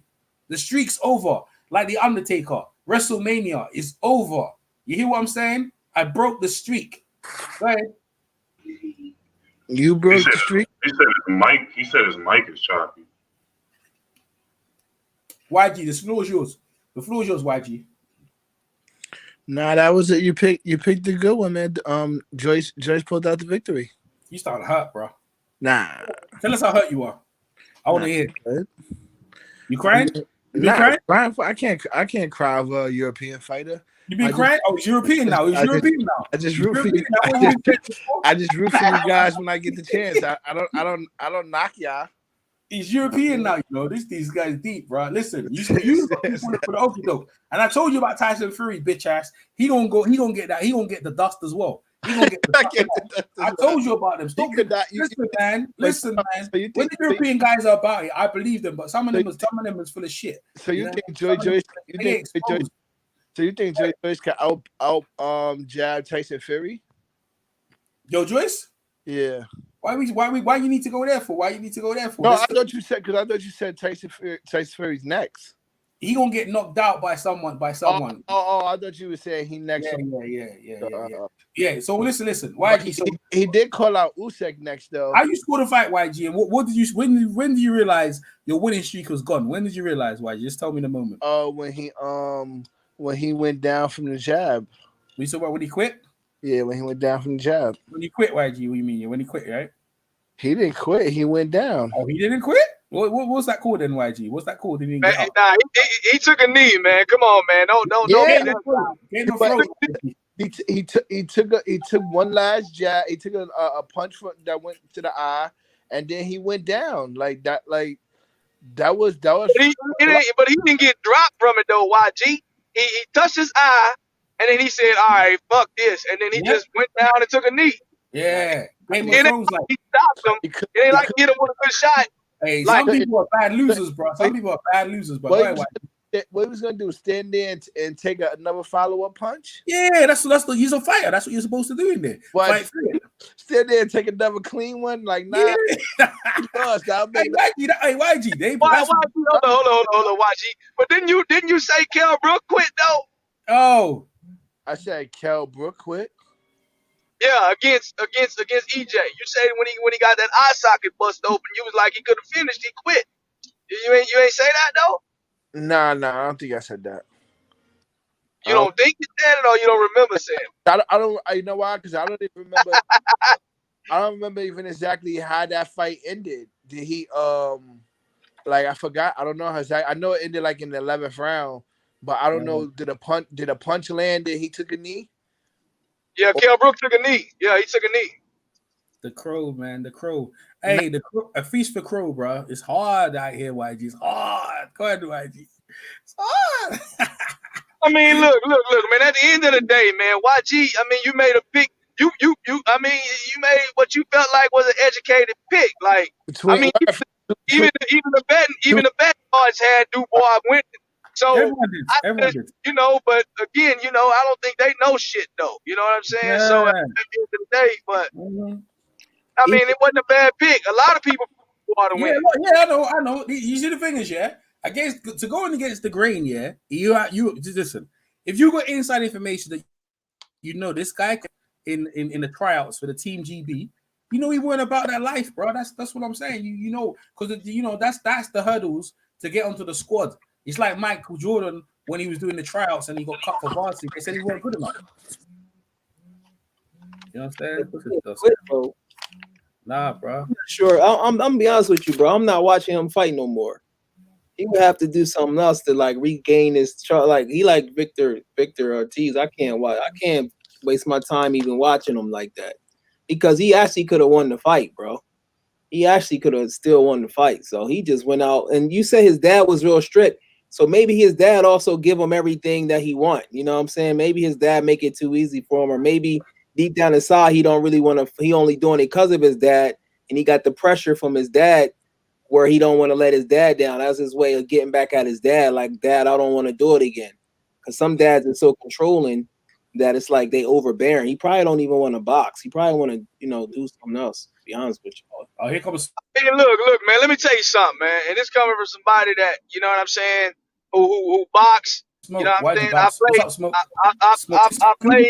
I played college football. You know what I'm saying? I mean, look, either you got the will to push through adversity or you don't. You know what I'm saying? That's something that can be developed over time. You understand what I'm saying? But when it's this late, see, you develop that as a child. You understand what I'm saying? When you're an adult, if you don't already have that niche to push through adversity, you're probably not going to get it. You understand what I'm saying? You know, and I just think, as far as Dubois is concerned, maybe he just doesn't have that niche to push through adversity based on what I saw tonight. I could be wrong. This could be a one-off situation. You understand what I'm saying? But to me, whenever you get pushed in your eye, you touch your eye, okay? Look, let me tell you something. His trainers literally had to talk him into going back into that fucking ring several times. He don't have no heart. And if you don't have no heart, you don't need to be doing this, period. It ain't nothing he's going to develop throughout his career. So if you don't want to watch him, I don't blame you. Yeah, I don't blame you. You know what I'm saying? I mean, but Dubois, but Joyce now, Joyce. I like Joyce. Joyce have always showed us he got a lot of heart. Let me tell you something. He only can get better from here. Tonight, guess what? He didn't come straight for it. He used his footwork against. He really exposed Dubois as a very stiff fighter that didn't have very good footwork. He moved not a whole lot more than Dubois, but just enough to maximize his skill level against Dubois. He took his steam out of his punch, and to me, that was the most important thing that Joe Joyce did tonight. He can only get better from here. He's not going to get no faster, but he can do little small stuff like he did tonight. Open that toolbox up, work on his footwork, work on his jab, work on his 1-2. He can do stuff like that in order to maximize his skill set, because we all know he's not a very fast fighter. But again, I think tonight he was super efficient. He didn't waste movement, and he slipped more punches tonight than I've ever seen him slip, and it was because of his footwork. Period. Yeah, and he can get better. His trainer wasn't in the ring. He can actually improve, and he the type fighter that you really gonna have to. People ain't gonna want to fight him because you gonna have to go hard rounds, and he weigh a lot. Like, man, people ain't gonna want to fight him. He beatable for sure, but that's the type fight like you gonna have to really win. Yeah. I want to see him in there with my boy Louis Ortiz, man. Put him in there. He was saying he wanted Ortiz, and then his trainers was like, "Nah, we don't want Ortiz yet. We gonna take that back." You know, I think I want to see him in there with Ortiz, man. Ortiz is a doctor's dude, though. No. Yeah. Why Smoke so quiet, yo? Why Smoke so quiet? I'm just waiting for these guys to finish off their, finish. Now, go ahead, Smoke. Listen, what you think of the fight, man? Got the flow, baby. Go ahead. We've been cooking on this for a minute. Okay. What I thought of the fight was that Dubois needs a whole nother team. Like, from the dressing room, he was like, I don't know, maybe the guys were in the corner telling each other a joke, but the dude, he should have been working out in the dressing room. He was dry as hell, off in the corner by himself. It looked like they didn't care about him at all. He came out, and I think it affected his performance in the fight. It just took him a minute to even get the pace. Like, he got the pace towards the end of the first round, and then he picked it up and actually pushed the pace in the second round. But, man, all those body shots, I think they took their toll on him. All those missed shots also took their toll on him. And Joyce, even though Dubois, I felt like, was doing enough to, like, win rounds and was trying to knock Joyce out, Dubois was doing the damage. There was body shot. There was just the jab to the body, the jab to the eye. It took the heart out of him. It took the wind out of him, and finally took his eye away. So there was just no will to fight left. When you're tired like that, there was a couple of straight rights that Dubois threw that landed flush that were good, but I think it was like the 8th round. It was just all arm punches. There was nothing behind it anymore. Like, and Joe Joyce started just eating those stuff. It took his will out of him. I'm glad. Like, if you want, we can make fun of the dude for quitting and stuff. But I think Mike Tyson quit too when he bit Evander Holyfield's ear. And if you're gonna quit, at least you don't take bites out of guys on your way out. Yeah, I don't know. I think we all probably would. I mean, at least most of the panel would agree that Mike Tyson does have some quit in his blood, without a doubt. Yeah, he my favorite fighter, but I know he quit, so I know. When he getting the ass whipping, he don't like it. But that's why I like Mike. When he getting his ass whipped, when he whipping ass, Mike's must what? He like Barrera. You know what I mean? I ain't got no listen, someone's a quitter. You know what I mean? That's fine. I got no problem with that. But it's changing it around, you know what I mean? It's like, Mike Tyson's still exciting, even though he does quit. He has quit. No, not many, but he has quit. When he's getting his ass whipping, that's what you can always tell about. When Sonny Liston was getting his ass whipping, he just, oh, there we go. Lady Sham. There you see. Hi, guys. How you doing? What's up? Sup? Yeah. We got the gang. So we got Lady Sham, UK artist over here. And she got a boxing channel. For all you guys listening, make sure you go over and sub to her channel. Yeah, go over get some great boxing knowledge over there. 2 days over there. I'll get some feedback. And all the other guys. So you saw the fight. What's your take when you saw the fight tonight? Well, I did a great prediction yet again. I said basically if Dubois doesn't execute in the first 5, he's not used to going past any rounds other than 5 and 6. He did do one round 12 knockout, but that was only one away. So I said that is where Joyce thrives, and it will be a late stoppage, which it was, round 10. Well, you think he quit? Like I already had the background on him, but I knew he was going to quit. Well, he took the knee. I was quite surprised that he did that. But just listening to some of the post-fight interviews, basically he felt like a really bad stinging, like a nerve pain. So it worried him. So that's why he took the knee. Yeah. Like Game of Thrones. And listen, a lot of people in boxing, like they knew, like, you know, certain fighters, they've been through that. Like even if they had one arm, one eye, you know, a lot of boxing history, they've gone through that. The knock on the going into the fight with Joe-Joyce, that he's old, he's slow, but when you looked at it, it looked like Daniel Dubois packed on too much muscle, and I think a certain thing, I think he might have overestimated it, you know. Yeah, he definitely did. Like, an AJ, we was talking about this. I just did live commentary with Pep Talk UK, and we were just talking about that you know, AJ made the same mistakes with Ruiz one, and now he's kept it, you know, being more streamlined. The more muscle bulk that you got, you need a bit more oxygen to supply those muscles. It just grinds your gears and grinds you down. It's not really conducive in heavyweight boxing to be too muscular or to have too much fat. And then and this is the best that I've seen actually Joyce come in. He actually streamlined. He looked amazing. And Daniel did bulk a bit too much, but you know, Daniel's only 22, 23. It's a novice mistake, and I'm sure he's going to learn and grow from it. So you know. That's what people think. Like I think in the corner they were saying, like, you see them on the end. So I was looking for Stitched around. He's one of the most experienced cutsmen. Now, when the eye starts to swell with the end swell, what you're supposed to do, you're supposed to hold it on the swelling. And what the thingy bows of the Chorderman, what he did, he slid it across. Therefore, when he slid it across, that's why the swelling started to spread across the eye, and that's very inexperienced. This is why the eye started to swell up and got into that state like that. And it was, you know, and Joe just didn't even. The initial damage was to the nose first, though, right?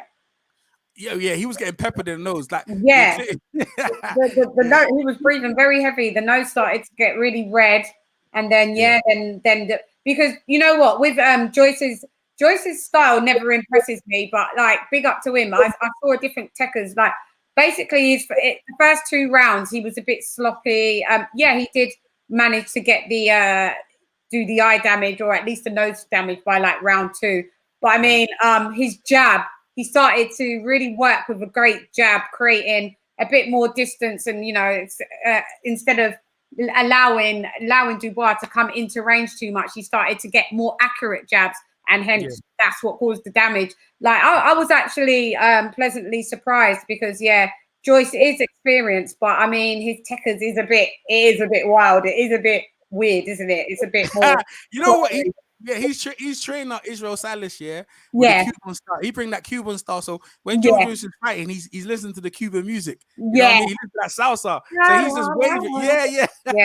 That's what he was doing. And he didn't even throw his right hand. He didn't get out of second gear, get pepping that jab. All right, let me ask a question, because I'm sure some of the guys on the panel might want to ask you a question as well. So, like, first time I actually saw, I don't know if you remember me, you was at Capital City Academy. I don't know if you was collecting your daughter or whatever. I think it was a tournament. At the tournament, because I used to work there. I was a basketball coach at the time. Oh, okay. My daughter used to do gymnastics there. Yeah, when they had it right, right there. I used to. They had a couple of boxing tournaments. So how did you get from obviously one of UK grime artists into boxing? Like, did you used to box? You box yourself or? No, never boxed myself. Grew up with watching boxing with my dad, was a Muhammad Ali fan. Then my stepdad, a massive Mike Tyson fan. I was always interested in boxing, but you know, I was more interested in, at first, trying to establish my career as an artist. So I kind of left it by the wayside. I became a mum quite early as well, so I didn't really have time. I kind of lost the whole boxing world, put it to the side for a bit, and then over the last, I would say maybe the last year, where I moved to East London, so I lived in Leighton for 10 years. So I lived right near the Olympic Stadium, and then once all that came in, I was actually doing events for the Olympics, and so I started to see, you know, and then the Anthony Joshua stuff. So I started to put my interest again back into boxing, and then literally in this since the lockdown happened, you know, a lot happens in the lockdown. So I started to watch a lot of boxing commentaries.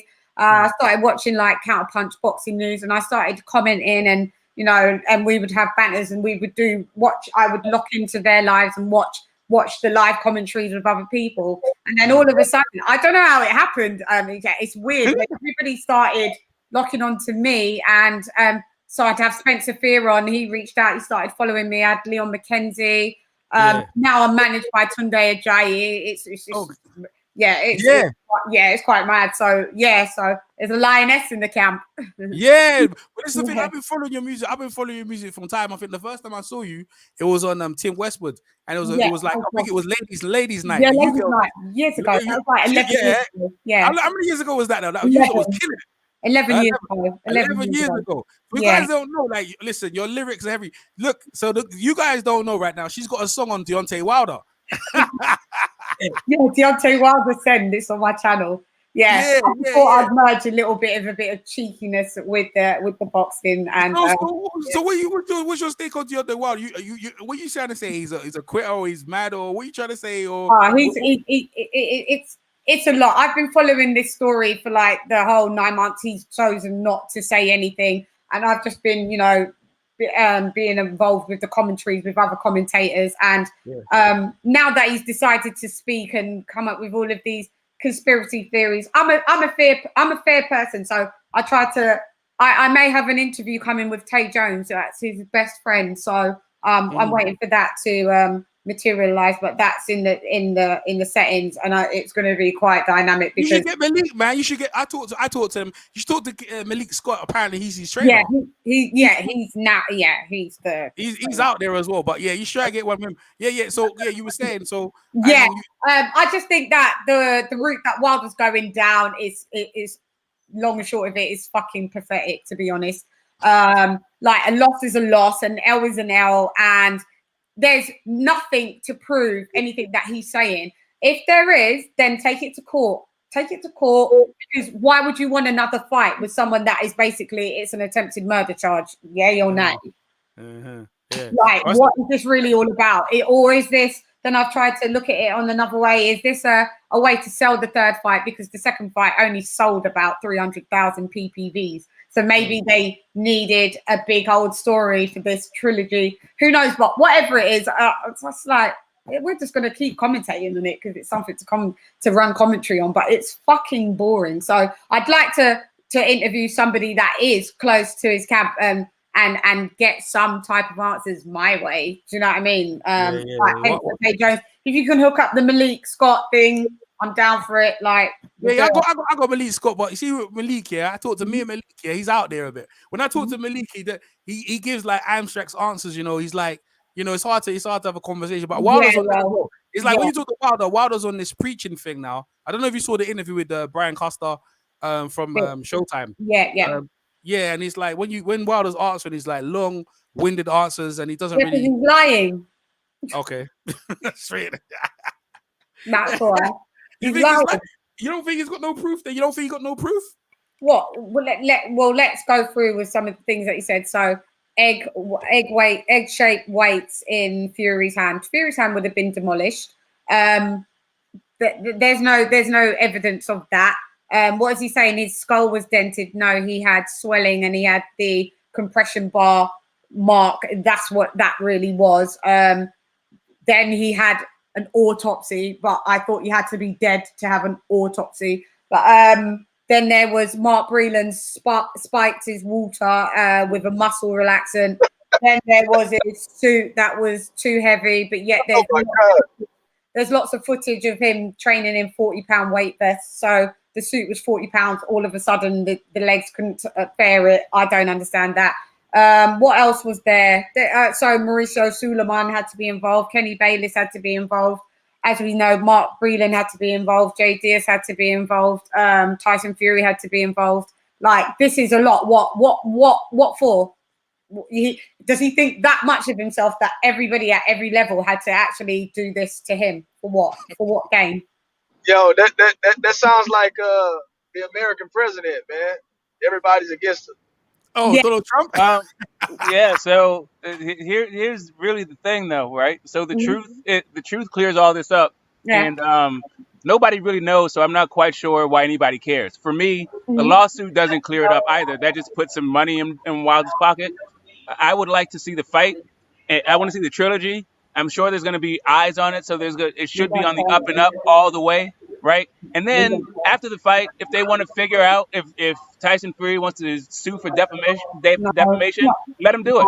If Wilder wants to sue and get some money out of a civil suit, then we can see whatever evidence he's talking about. Let's move on. We don't buddy over here. We ain't got time for that shit. We've moved. Yo, on. can I ask you a question? Yeah, sure can. So look, check this out. So Mauricio Suleiman has came out publicly and said that he thinks Deontay Wilder absolutely 100% deserves the trilogy fight with Tyson Fury. Yes. He came out and said that, and he also said that he don't know what's going on during this litigation, but he does realize that there's something going on, and he thinks that the outcome should be Deontay Wilder gets the trilogy fight. What do you think about that? Mauricio Suleiman is the biggest corrupt guy going anyway. He supposedly saw the raps getting wrapped, which he didn't, because I've already seen footage that already dispels that fact. He entered the room and then he left the room while the raps were being done. So therefore, yeah, I could argue that some kind of corruptness could be happening from the side of Tyson Fury, because Mauricio Suleiman didn't really see it. Why is he lying? There's two arguments for that. He's lying to protect his money, because if the whole WBC is discredited, that means he makes no money with this sanctioning fees. But anyway, what was the rest of your question? I'm sorry. What was the rest of your question? No, just how Mauricio Suleiman has came out and back Deontay Wilder, said Wilder has been loyal to the WBC. I mean, what do you think? Does you think his loyalty lies with Deontay Wilder? No. Do you think he came out and said that because he's kind of backing Deontay Wilder? He wants Deontay Wilder to regain the WBC belt? No. How do you feel about that? No, basically, he's not backing Deontay Wilder at all. He's only regurgitating what he's heard everybody else say. What he said. When I've seen interviews with Mauricio Suleiman on Boxing Nation in the last few months. He's had no idea when this contract expired. Mauricio Suleiman had he was none the wiser. He didn't even know about the expiration date, didn't know anything that it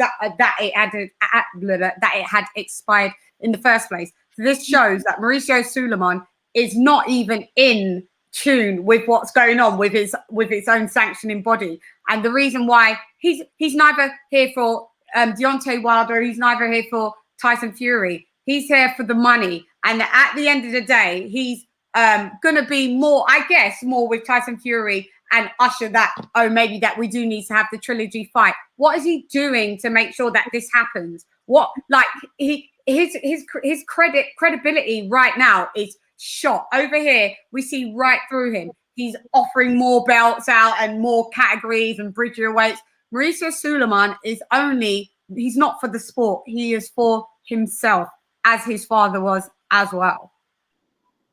I have a question. If they fight next, I agree with you. I think we can make the most money with. Yeah, definitely Mauricio Suleiman is about the dollar. Like that, nobody is laboring under any misconception about where his loyalty is and what his motivations are. But my question is, if Tyson Fury and Deontay Wilder fight next, are you going to stop with the whole narrative of the contract expired? Because it sounds like the contract expiring seems to be like a fantasy that Fury and Bob Arum came up with, and as soon as somebody challenged it, the fight's back on. No, well, what my understanding, there's some mediation. Look, I'm not a Tyson Fury fan. I'm not a Deontay Wilder fan. So for me, there's no bias coming from me at all whatsoever. Basically, what I think it is that Tyson, in my opinion, Tyson Fury, there is an expiration dates on contracts. On every contract, there's but I'm sure in most contracts there's an act of God clause that, deals with hurricanes, pandemics, epidemics, and such. And even if the contract has expired, I personally do think that Tyson Fury should still execute Discretion and do the trilogy, in my opinion. That's in my opinion. But whether he does that or not, I think he will, because as you remember, he was supposed to fight on December the 5th. Everybody is now no longer fighting him. They couldn't find a worthy opponent. Now it's because of the pandemic. But yeah, Eddie Hearn's camp, everybody else is having their fights. So what I'm thinking is that the because of the impending mediation thing that they've got to do, there's going to be a trilogy. There's going to be a trilogy. This is all a setup for the trilogy. It's either, and why isn't Tyson Fury suing for defamation of character? To me, I don't get it. I definitely don't get it. So I can see both sides. I can see where Deontay Wilder's coming from, even though his camp lied. But I can see where Tyson Fury's coming from, and even though his camp lies. So I got a question. Sure. Lady Chan, your hip hop, I see you spitting fast flows. What's the better album, Reasonable Doubt or Illmatic? Jay-Z, Jay-Z or Nas? I would have to, for me, I would have to go for Reasonable Doubt. Okay. Yeah. I agree with you because everybody say Illmatic was better than Reasonable Doubt. I was like, it was better than Reasonable Doubt. Yeah, Illmatic was bananas. No, Illmatic was better than Reasonable Doubt. Yes, it is. They're both classic albums. Like they're both classic albums, but it depends what you're going to resonate with more. Some people, that's just like also with some people. But who are you going to pick, Pac or Biggie? They're both epic. They're both epic artists. Some people decided they more resonate with Pac. Some people more resonate with B.I.G. There's no wrong or right answer, by the way. Yeah, it's just trash talk. Yeah. Yeah. Yeah, no, Jalik, it is. Illmatic is a better album. Nah, okay, you Kahil, it is. Bro, I can break it down. Like, listen. First of all, let me just tell you a little secret. The single, what's the single for Illmatic? It's nobody listens to the single. He only had like 10 songs on there. So officially he had 9. That's what kind of make them lose. Break it down, DJ Premier. Yeah, but look at how long it took for people to really like Jay-Z's album. It took people like 10 years before they came around to that album, bro. Yeah, it's true. There was a delay. Yeah, that's true. Whereas, and not only that, singles, the single format, that's about selling records. That's not about the quality of records.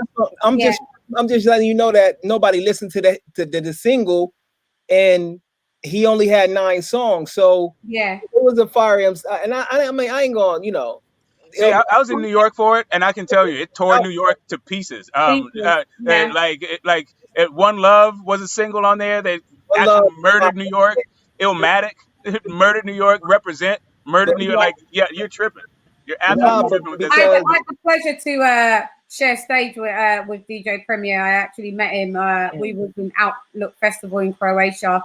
And he was like, "Yo, you're ill." Like I couldn't believe it. We took photos together and everything. So yeah, I grew up a lot in Staten Island. Most of my family lived in Staten Island, and we moved over to West Orange in Jersey. So I'm a kid growing up in New York as well.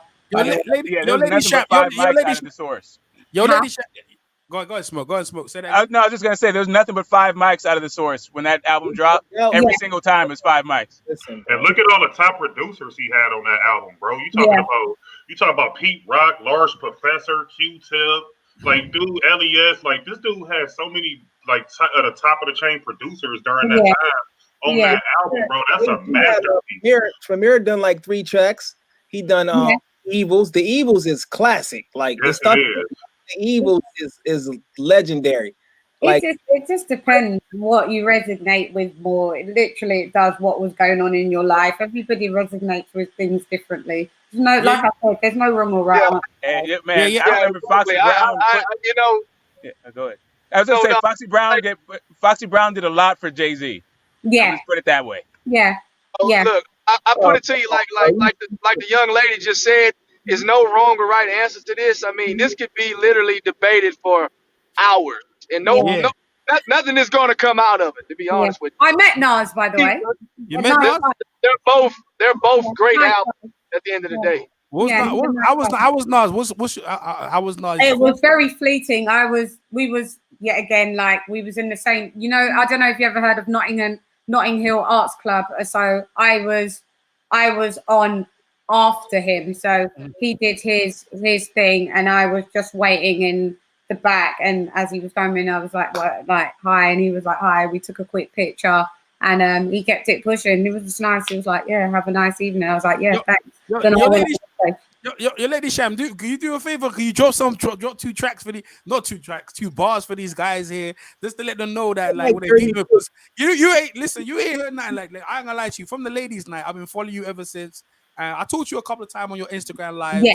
When I knew you was into boxing, I was like, huh? You're on the boxing? Let me, because I talked to Tunde and Spencer. I talked to Spencer earlier on today, actually. Yeah.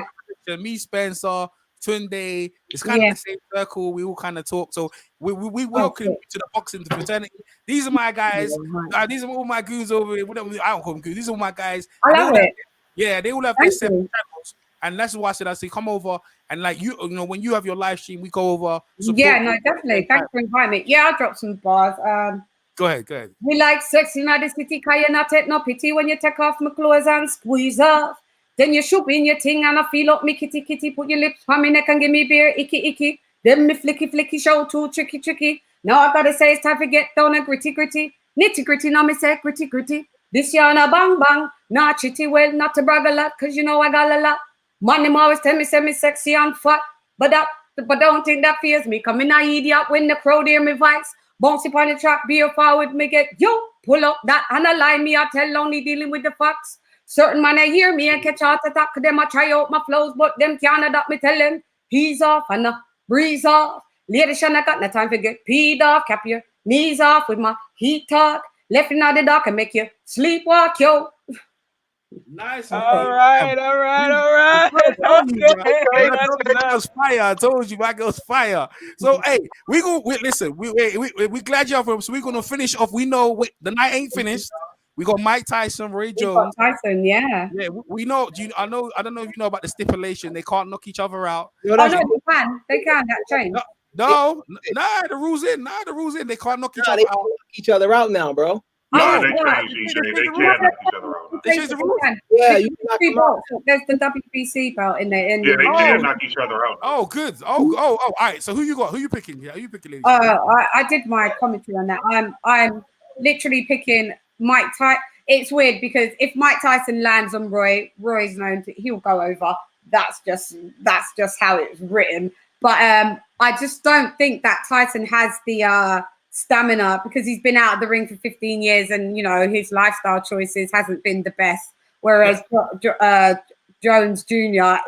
he last fought 2 years ago and, you know, he's still an active trainer. And I'd suggest that his stamina levels are better and he'd probably get to dance around Mike. He has to just avoid Mike. And if he can, you know, tap Mike and tag Mike and dance around him, then he'll probably get away unscathed. But if Mike lands, it's game over. But they looked like my dad and my mate at the way in. I was so deflated. I was like, no, this isn't it.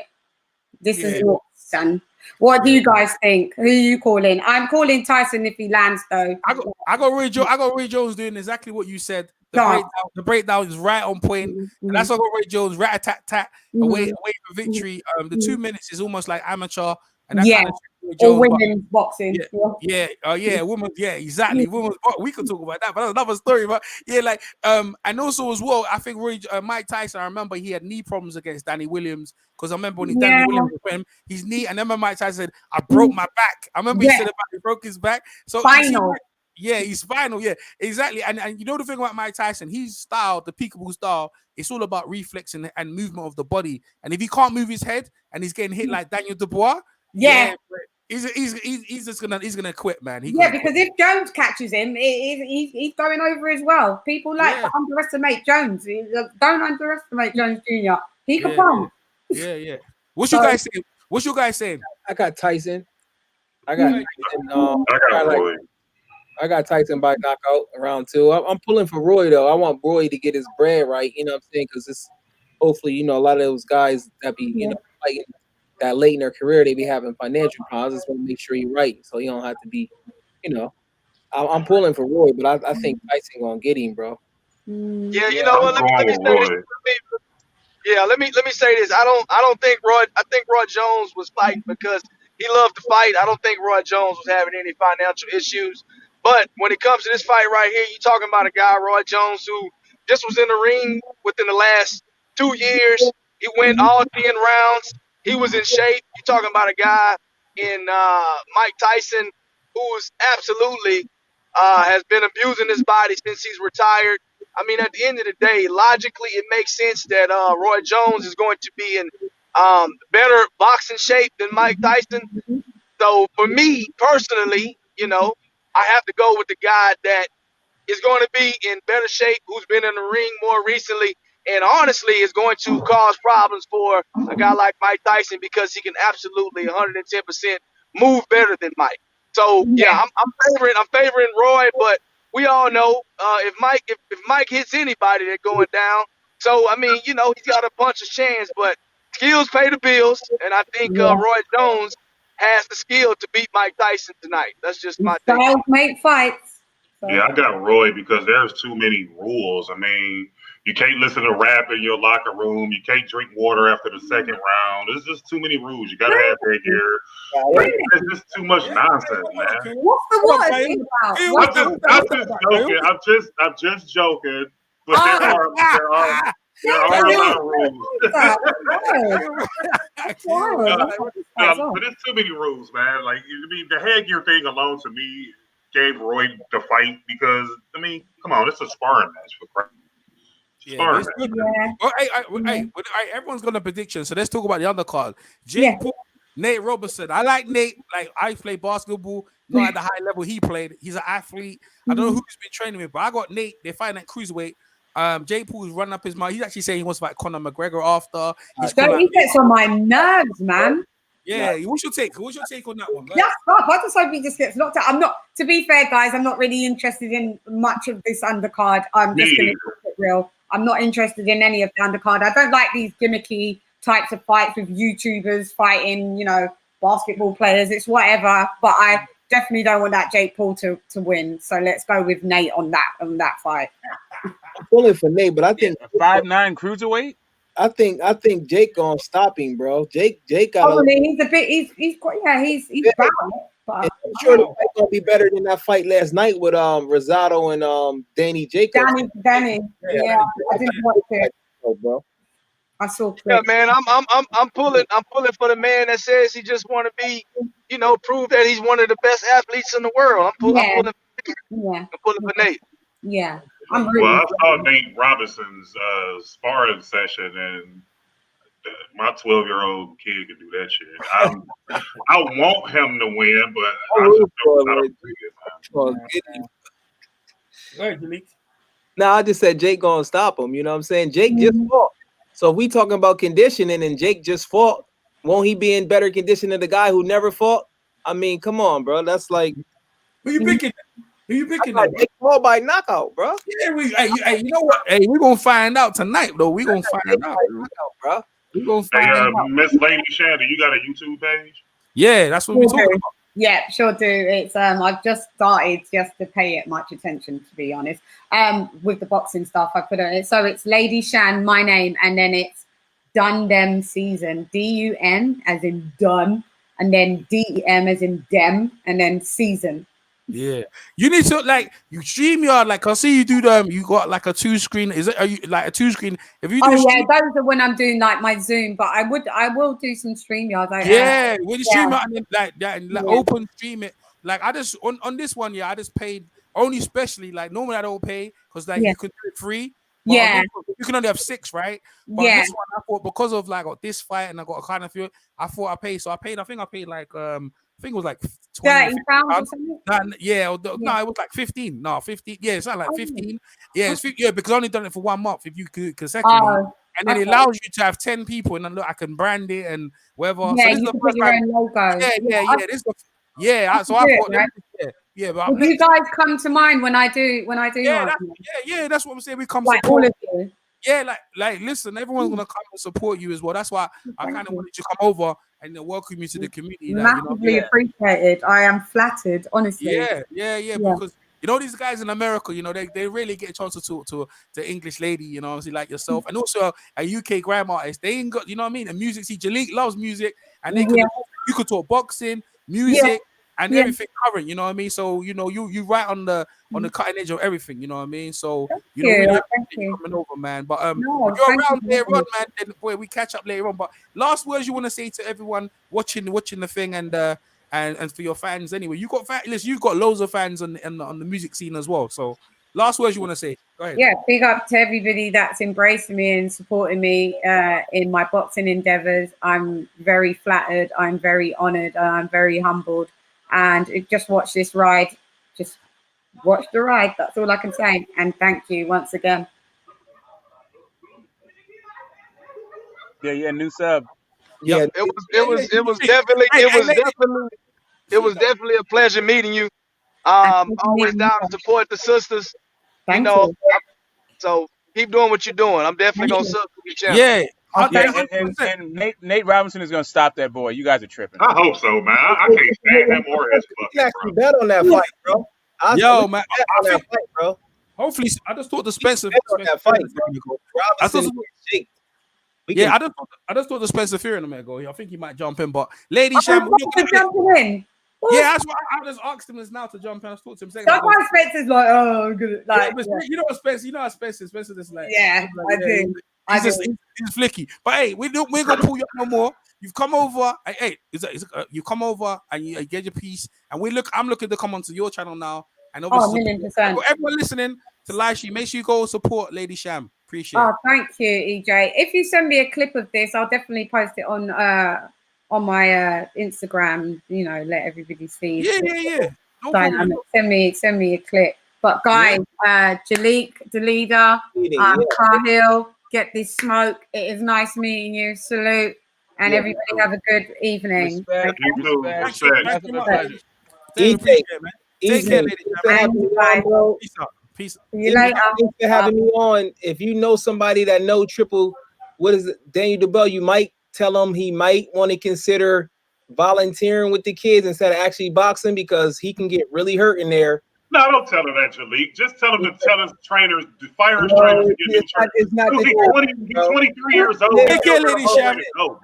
Khalil, if you quit, you can't be blaming your parents and your trainers, bro. See, that's the world we live in. We live in a fake blame somebody world, bro. He gotta stop, bro. Man, listen. There you go again. Listen, Roberto Duran quit. What you need to do is quit, actually. What you need to do, you can be an all-time great and quit. As a matter of fact, you should try quitting more often. Oh, wow, Jalik, coming at your neck, boy. Get the smoke, bro. Listen, bro.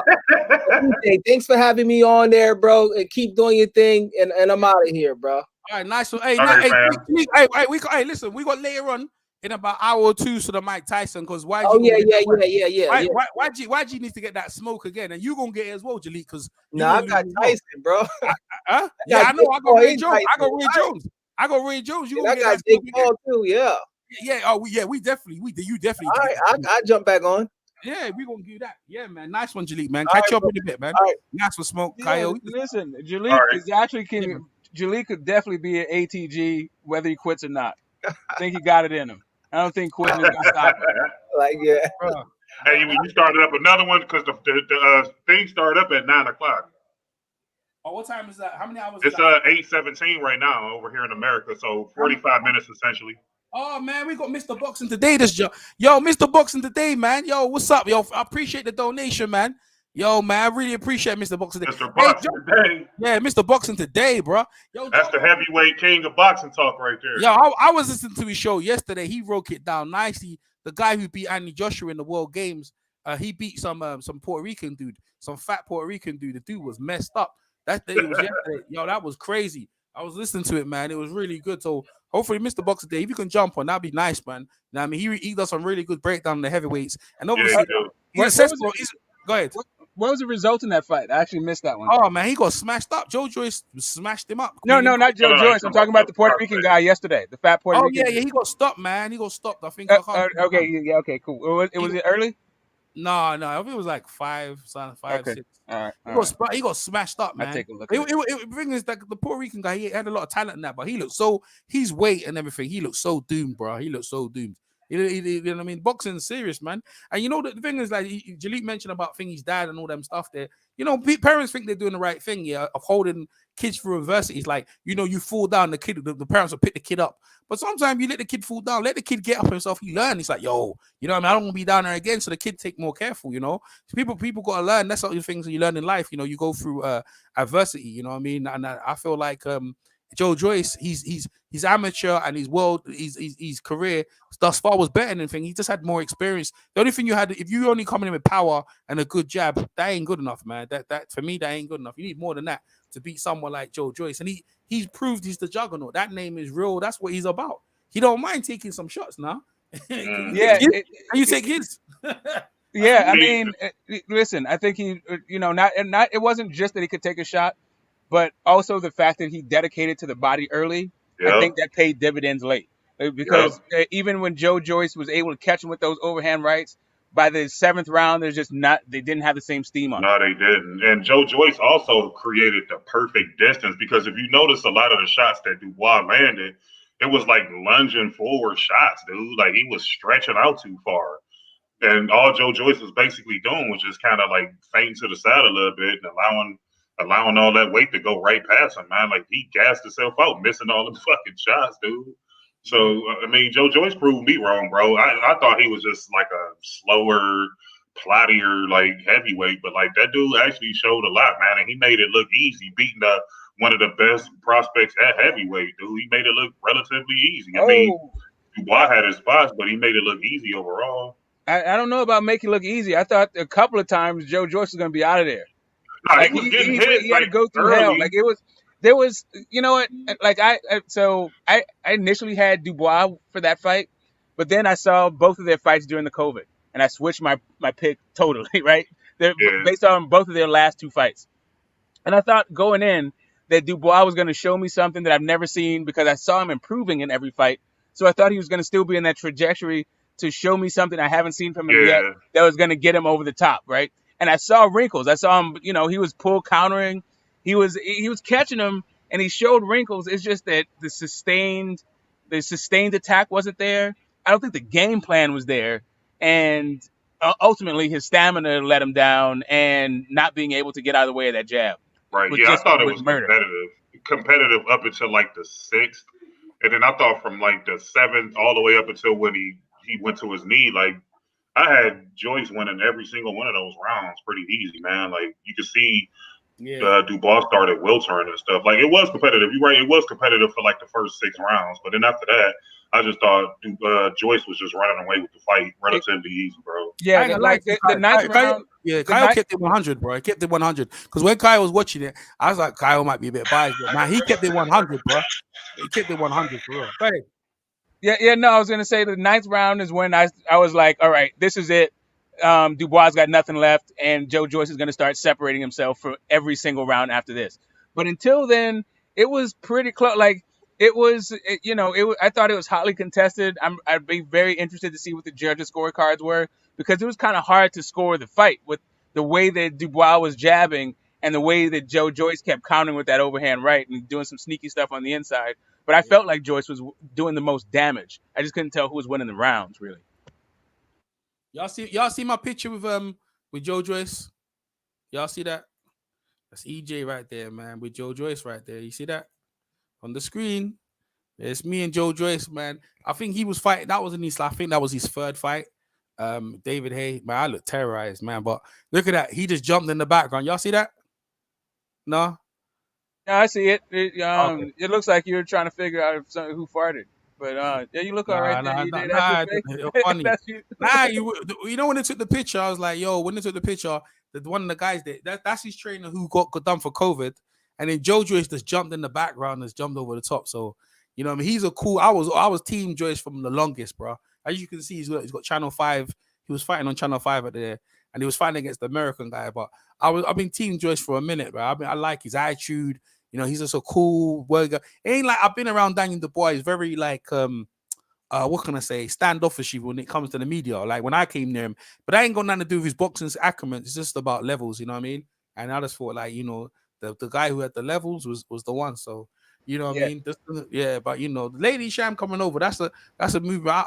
I look for have her come over again, man. You guys, you know, everyone conducting themselves genuinely, and that's what we want, man. But Mr. Boxing Day probably ain't gonna come over right now. I'd appreciate it though. But Smoke and Kyle, man, hey, listen, it was a very good show. All right, let me see how many hours, because we're gonna come back for that Mike Tyson thing for real. It's been 2.5, almost 2, a little shy of 3. Yeah, you're But right. I was just gonna say, man, her coming over, I actually forgot until she started chatting, right? That I went to this. I saw Lady Saw in like Inglewood, maybe like I don't know, maybe 10 years ago, 12 years ago, just on a humbug, right? This after hours joint. It was they had no windows. It was hot as shit in there, but the actual show was straight fire. And I had actually forgotten that it actually existed. I forgot that had happened to me until she started chatting. I was like, wait a minute, that totally reminds me of Lady Saw. Anyway, Lady Saw was way more like she was raunchier, but yeah, that's where she come from. Like Lady Saw them kind of thing in it. Like she come from that kind of grime MC and that's why like she really good. Like I remember when I heard her, she listen, she could throw it down, bro. Like, I mean, she could throw it down. Like she made a song about Deontay Wilder on her YouTube channel. She's getting in a Wilder, bro. But you know, is what it is. Oh, here we go. Here he is. Come on, eat your crow. Come eat your crow. Come on. Come to eat your crow, Edge. Come on, take your bite. Hey, there's no crow to eat. You didn't pick Joe Joyce. Don't tell me you picked Joe Joyce, bud. Don't try. What are you talking about? What are you talking about? Go ahead, I picked Joe Joyce. Oh my God. Like, why would I pick Dubois? You like, are absolutely liar. Where's your proof? Why would I pick Dubois? I didn't do a video because like I wasn't too keen on this fight. But but there's no but you guys know about this. Like I said to you, you can't like he's knocking out shit emojis. Like Joe Joyce is people. The problem is people are underestimating like amateur experience. Like that's what people do too much. Like, do you know what I mean? Joy Joyce is a seasoned professional. He's fought better fighters. He's had longer amateur experience. He's fought Usyk already. Yeah, I know. We know that. He's fought Usyk already. Like, do you know what I mean? And I saw that fight as well. And that fight was quite close. He got punched up. You mean close? He got punched up. What? That wasn't a one-sided fight. Bro, you ain't watched the fight. He was getting smacked apart, bro. He nearly got stopped. What are you talking about? What? He nearly got stopped in the fight. What fight are you talking about? What fight are you talking about? You ain't watched the fight, man. Oh my God. You're a liar. Oh my God. He nearly got stopped, bro. Bro, listen. Anyone watched the fight? I posted that video on my flipping page. I saw the whole fight. You should get took down. You must have missed out some rounds. He got punched up. I don't know. Look. Come on. It was a while back. I said I watched it. I want to watch it again. I don't know. I don't know. I don't know what part did he. I don't know what part you're talking about. He got knocked out. You ain't watched nothing. Go on. You see the waffler. I watched the fight. I posted it on my page. I don't post none on my page. I don't watch. Edge, I'll get you though. Who you picking tonight? Mike Tyson, Ray Jones. Who you picking? I don't really care about that fight, man. It's just two old people, man, fighting. All right. Jake Paul or Nate Robertson? Fuck. Yeah. If I don't care about Mike Tyson, he was actually a professional boxer, man. Why did you make you think I like Kate?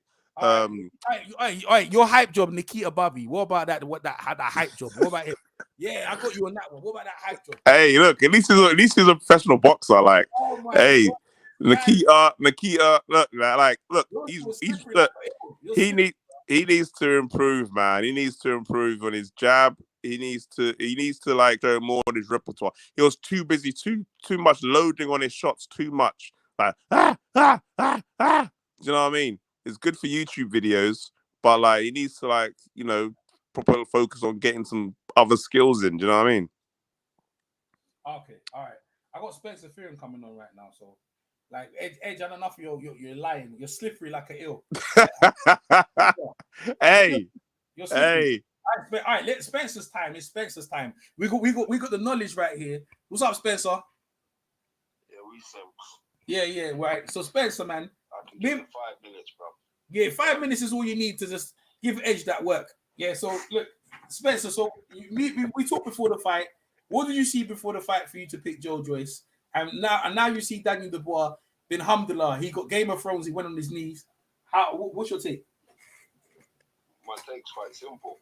That Daniel Dubois quit, but he quit because boxing to him is just he's been programmed to box. Do you know what I mean? I don't think Daniel Dubois actually loves boxing. And we're going to see how much he loves boxing if he can come back from this. But as far as I'm concerned, you know what I mean? When you got them fish and chips man around you, you know what I mean? What instructions is that? Fast kick down in there, fast kick. What kind of instructions is that? What kind of foolishness is that? I turned off the volume. Is that what was said in the corner? Yeah. This is not 1980s. This is not no Frank Bruno business right now. You know what I mean? Them things are done. You know what I mean? Wow. And that's what I see perpetuated inside of that fight. And this is what I'm trying to tell you this year. Daniel Dubois, I'm calling as it is. Daniel Dubois is a black man. Yeah? What black man is he around to give him no rhythmic prowess where he can bust off for that? You know, and these man, they don't love you. You're gonna find out how much they don't love you. You can see how vexed Frank Warren was. Well, Frank was always vexed when he loses. He don't like it, innit? Right. But you saw how vexed he was. Them man don't listen. You're gonna see how much that man cares for you. Hey, EJ, you doing one for the fight, right? Yo, who that? It's Khalil. You doing one for the fight, right? Yeah. You come back later? Yeah, I just send me an invite. All right, nice one, Kyle. Catch you later, Kyle. All right, all right, peace out. Yeah, go ahead, Spencer. Yeah, go on. All I'm saying is this, yeah? God's serious. You know what I mean? And God don't make no mistakes, bro. That's what I'm saying to you. And you can't sell gas. You know what I mean? And that's what it was. Daniel Dubois wasn't groomed correctly for him to bust and reach a certain level because he never had the right fights. If Daniel Dubois, if Dean Powell was alive, God rest his soul, if Dean Powell was alive, he'd have got the right proper fights to put him in the position to go and fight someone like Joe Joyce. But he never had none. You know what I mean? AJ Carter ain't preparing you to fight these men. Ain't preparing you to fight Joe Joyce. I'm telling you the truth. Yeah, that's deep. Japan, wherever it's going from. That's not preparing you to fight man. Yeah. For real. All right, then. Wow. I ain't got no more to say on that, man. They mash up the youth stuff. All right, Mike. I'm being real. I doubt if he's going to come back from the show. Well, you see, Vladimir come back with that. It depends on he's a Hall of Famer trainer. Vladimir was getting punched down. He needs to get experience. He needs to go at least about 100 rounds against experienced fighting pro. And you need a better trainer. You need a better trainer, That help. It's all about knowledge. It's knowledge at the end of the day. He's still young enough. You know what I mean? You ain't getting that knowledge, bro. No, not now, obviously not. But that's what I'm saying. Who would you recommend? I reckon Mr. Bashir's been calling me for a minute. Mr. Bashir, you see, he needs to go to Klitschko, one of Klitschko's thingy fighting schools. But he ain't gonna go. He's gonna stay where he is. I mean, he's not gonna improve. I'm telling you, that's the end of it. Because he's not gonna improve. He's done right now. The Mike Tyson card's already started already. The undercard right now. Okay. Yeah, who you picking on that one? I'm not really interested. I'm interested in it as like his Car Crash TV. Car Crash TV. As being a fighter, it's Car Crash TV, bro. Yeah. But you know what I mean? But I ain't gonna turn around and fight down the legend that them men are to say that they should be earning on dough or they should be doing whatever they're doing. Yeah. They're gonna call it Legends League. They're gonna do more of that. I think Evander Holyfield is gonna be going against Bernard Hopkins or something like that later or something like that. They got a Legends League coming up. Okay. Yeah, they're gonna do more of it. I think if there's a niche for it right now because boxing, you know, Mike Tyson's still generating this sort of attention, and you know, all these young guys get a chance to come on the card, but you know, and there's a niche for everything. You know, we just had a proper fight. What do you think going forward? Daniel Dubois does him against Usyk, a rematch, right? In the professional ranks. You mean Joyce? Joyce and Usyk, yeah. What do you think? Spencer. What do you say, mate? Yeah, Spencer's over. Joe Joyce and Alexander Usyk rematch as professionals. Who wins? Joe Joyce got a very good chance of winning. I like his jab. Yeah, excellent job. Yeah. Very good chance of winning. Yeah. But, you know, we'll see. We'll see. All right, then, big man. I'm Yeah. off, man. Hey, we'll talk soon, Spencer. Thanks for coming over, man. Take care, bro. All right, love. Yeah, man. Peace. Spencer Fearing, boy. You know, EJ, you know who you gonna get. Smoke, you still there? Smoke still smoke. My man. Now I'm gonna tell you, Bashir got Dubois beating Usyk. Oh, my man, Michael T. Yeah, is it? What did Mr. Bashir say? He said he's got Dubois beating Usyk. You think he's gonna push him back and beat him to the body? Yeah. You know what? You're talking about training. I think Sugar Hill would help Dubois immensely. Oh, that's a good trainer. But I don't think Tyson Fury would like that one. You know what I mean? Because he been talking. I think Dubois been talking issue with Tyson Fury as well. What's up, Michael T? What's going on, brothers? We good? I'm to Daniel Dubois. Done the knighthood tonight or what? The man quit. He quit. The man done the knighthood, bruv. The man can't block a simple jab. Well, man really ain't got effective jab. A man could see it from I'm watching it on my TV. I could see it. How come you can't see it? And Martin Bowers going, hit him with the right hand, mate. Hit him with the right hand, mate. He needs a Rodney Shields, Stacey McKinley, ASAP. He needs to go to America, bro, and learn his trade. Yeah. He needs experience. To learn his trade. He missed the Olympics and the amateurs, bro. You can't be doing that. When he got to the trials and he quit in the trials, didn't he? So basically, he quitting in sparring then. So I heard that he's getting beaten up in sparring, I heard. Povetkin put it on him, innit? And you see, what's that? I heard that Povetkin put it on Dubois. Don't know if that's true. The sparring rumor. They said the other day, wherever. See, sparring is a sparring. It's just it's what you do in training, and you just work on that to get you ready for the fight. His preparation, he still like he bulked up and was working on power, which is the wrong thing to do when you're a young guy. You need your explosive power. The way he came in, but even all that stuff, I still would have had him beat because the Juggernaut can take licks. So it's called a Juggernaut. You might have to, all you want him, you just want to outpoint him. And the funny thing is, he looked faster than Dubois, and he was just moving and everything. That's what the younger man should have did to him. You know what I mean? His face was jab you in your face, and you're not doing nothing, man. You didn't even do nothing. Bro, he's got no head movement. He don't move off the line. He's stiff like Madden Tussauds. The man's stiff like Mummy Returns. That's how Dubois boxes, bro. You know. Hey, who did you pick going into the fight then? I just had it 50-50. I thought you would have won. But if no man was giving jabs to the body or feints or nothing, if just both man was hitting straight shots, but Joyce was more effective with the work. Yeah, it was a thing. All right. More effective. But I can't see them man beating Povetkin or Dillian White. I think if Chisora will beat up Daniel Dubois, where Daniel Dubois go from here? And Chisora's washed up. Yeah. I think if I Usyk rematch in the pros, I like that fight. Usyk could win on points, man. Vulnerable as a heavyweight though. He's getting hit a lot though. You know what I mean? I think fitness and the jab, and he's big. I think he could do him. But like Usyk's got more variety, you know. He's got more variety, so he's more rounded. Yeah, he's more rounded. You know what I mean? I think that Joyce has got a good chance, man, because he used some of that tactic. He's just going to use his range and then use his jab. And Usyk, like at heavyweight, is a different proposition.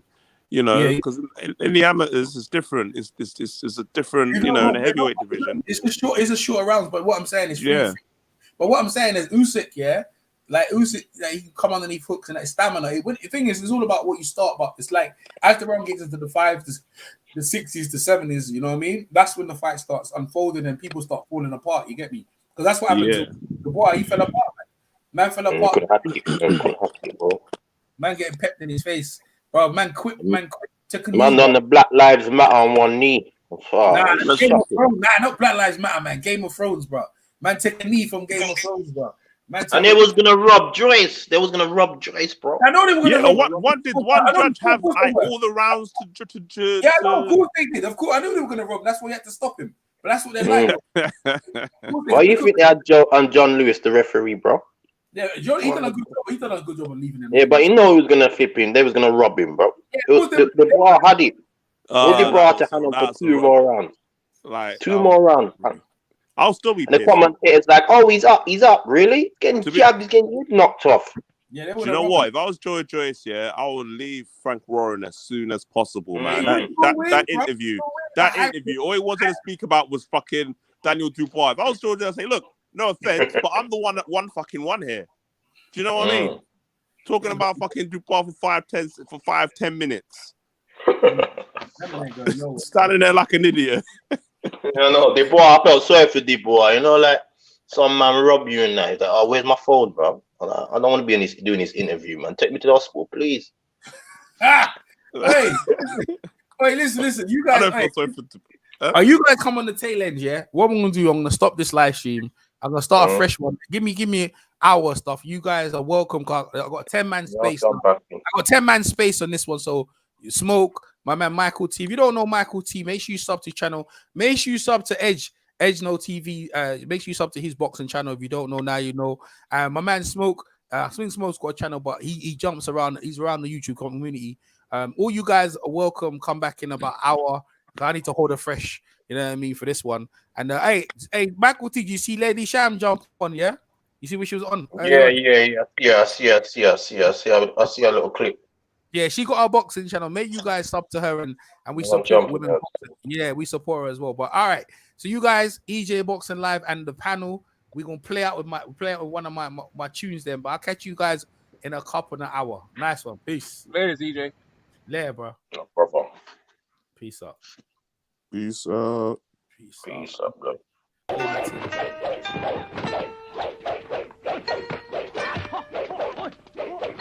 Don't waste your breath on a traitor. Let's finish him off. Just you have a try. You aren't any match for me, you dog. Son of a bitch!